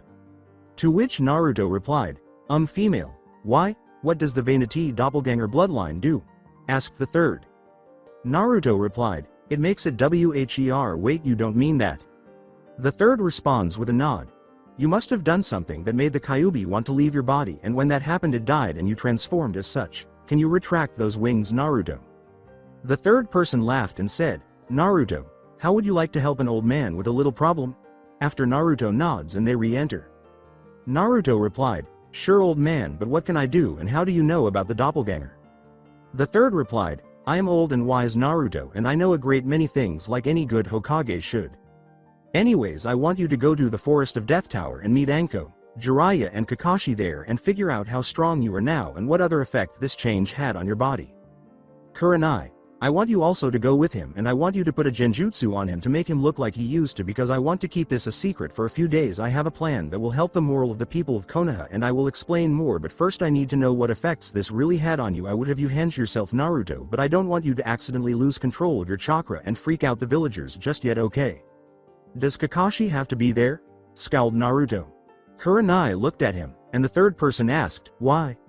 Shutting his eyes, Naruto sighed and uttered, "I blame Kakashi for what happened to Hinata, sir." "Why?" Kurenai said. "He wasn't the one who killed her. Sasuke was." Both blinked. Naruto stated, "I know, it's just that he treated Sasuke like he was his own son and ignored Sakura and me and helped give Sasuke such a big ego. I mean, it was bad enough when we were still in the academy, but after we got on the team Kakashi purposely made it bigger like he was Kami himself and gave him everything he wants. I blame him, because if he would not have pampered him, then maybe he would not have tried to betray Konoha and then try and rape Hinata." The third thought was, "Kakashi, you have loose lips, but I suppose it's good he does so that way word can spread about my story so people don't look to clothes. If word got out another clan massacre happened by one of its own in Konoha, then people would think something is wrong with Konoha as a whole, which could be bad for us. Now that we are weakened, you also have screwed up with Naruto Kakashi, and I don't know what to do to fix it," he said. "Alright, Naruto, I won't have Kakashi show up, but you need to know that Kakashi is not the only one to blame about this." Naruto took a breath and said, "I know, old man, and I am sorry. I guess I am still upset with the way Kakashi turned out after I got on his team. I mean, when he was in Anbu he was always nice to me and made me feel like a real person, but once I got on his team he basically ignored me. He did bring me some fruit once, but after that he acted like the only one of us worth his time was Sasuke, and then after all that Sasuke was going to betray Konoha just pissed me off, and it hurts that he always got love and kindness and I. It's okay, Naruto, I know how much it hurts. I'm here for you now and you don't have to go through this alone," Kurenai whispered as she put her arms around him from behind. "How did you know Kakashi was Anbu, Naruto?" inquired the third.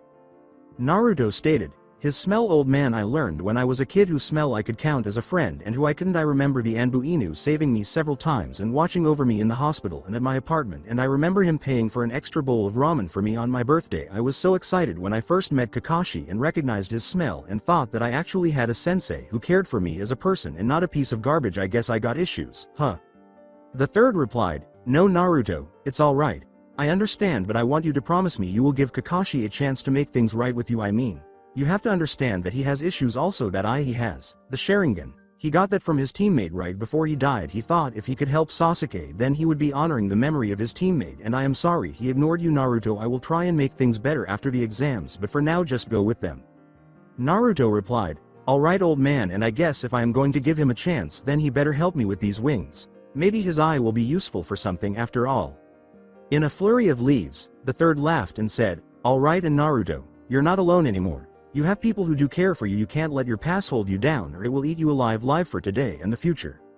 According to Kurenai, he's right, Naruto, you're not alone anymore. Go get your things and I will get mine and we can leave. Tenshi, can you help me a moment? I'm stuck. Naruto says as he nods and heads to his room to get ready, but stops before he can put on his coat, vest, and shirt. I think you more deserve that name now than I do Naruken, but what do you need? Kurenai said as she entered prepared. Naruto replied, I don't want to ruin my cloths when my wings come out, so can you help me figure something out? Kurenai nods, places each object against Naruto's back, pulls them away, creates slits in them that are 3 inches wider than the slits, and then returns them to Naruto. He first tries on the shirt, then his wings, then the vest, and lastly the long coat he wore during the preliminary steps.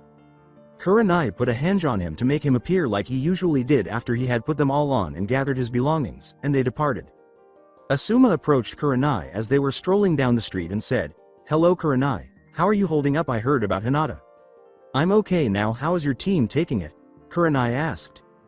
Asuma stated, Shoji and Shimakaru are fine, but Ino is not. She talked to Sakura and heard the truth about what happened, and now she's disgusted with Sasuke and does not know what to think. I cancelled my team's practice today, and when we left she was beating a log to death. How are yours taking it?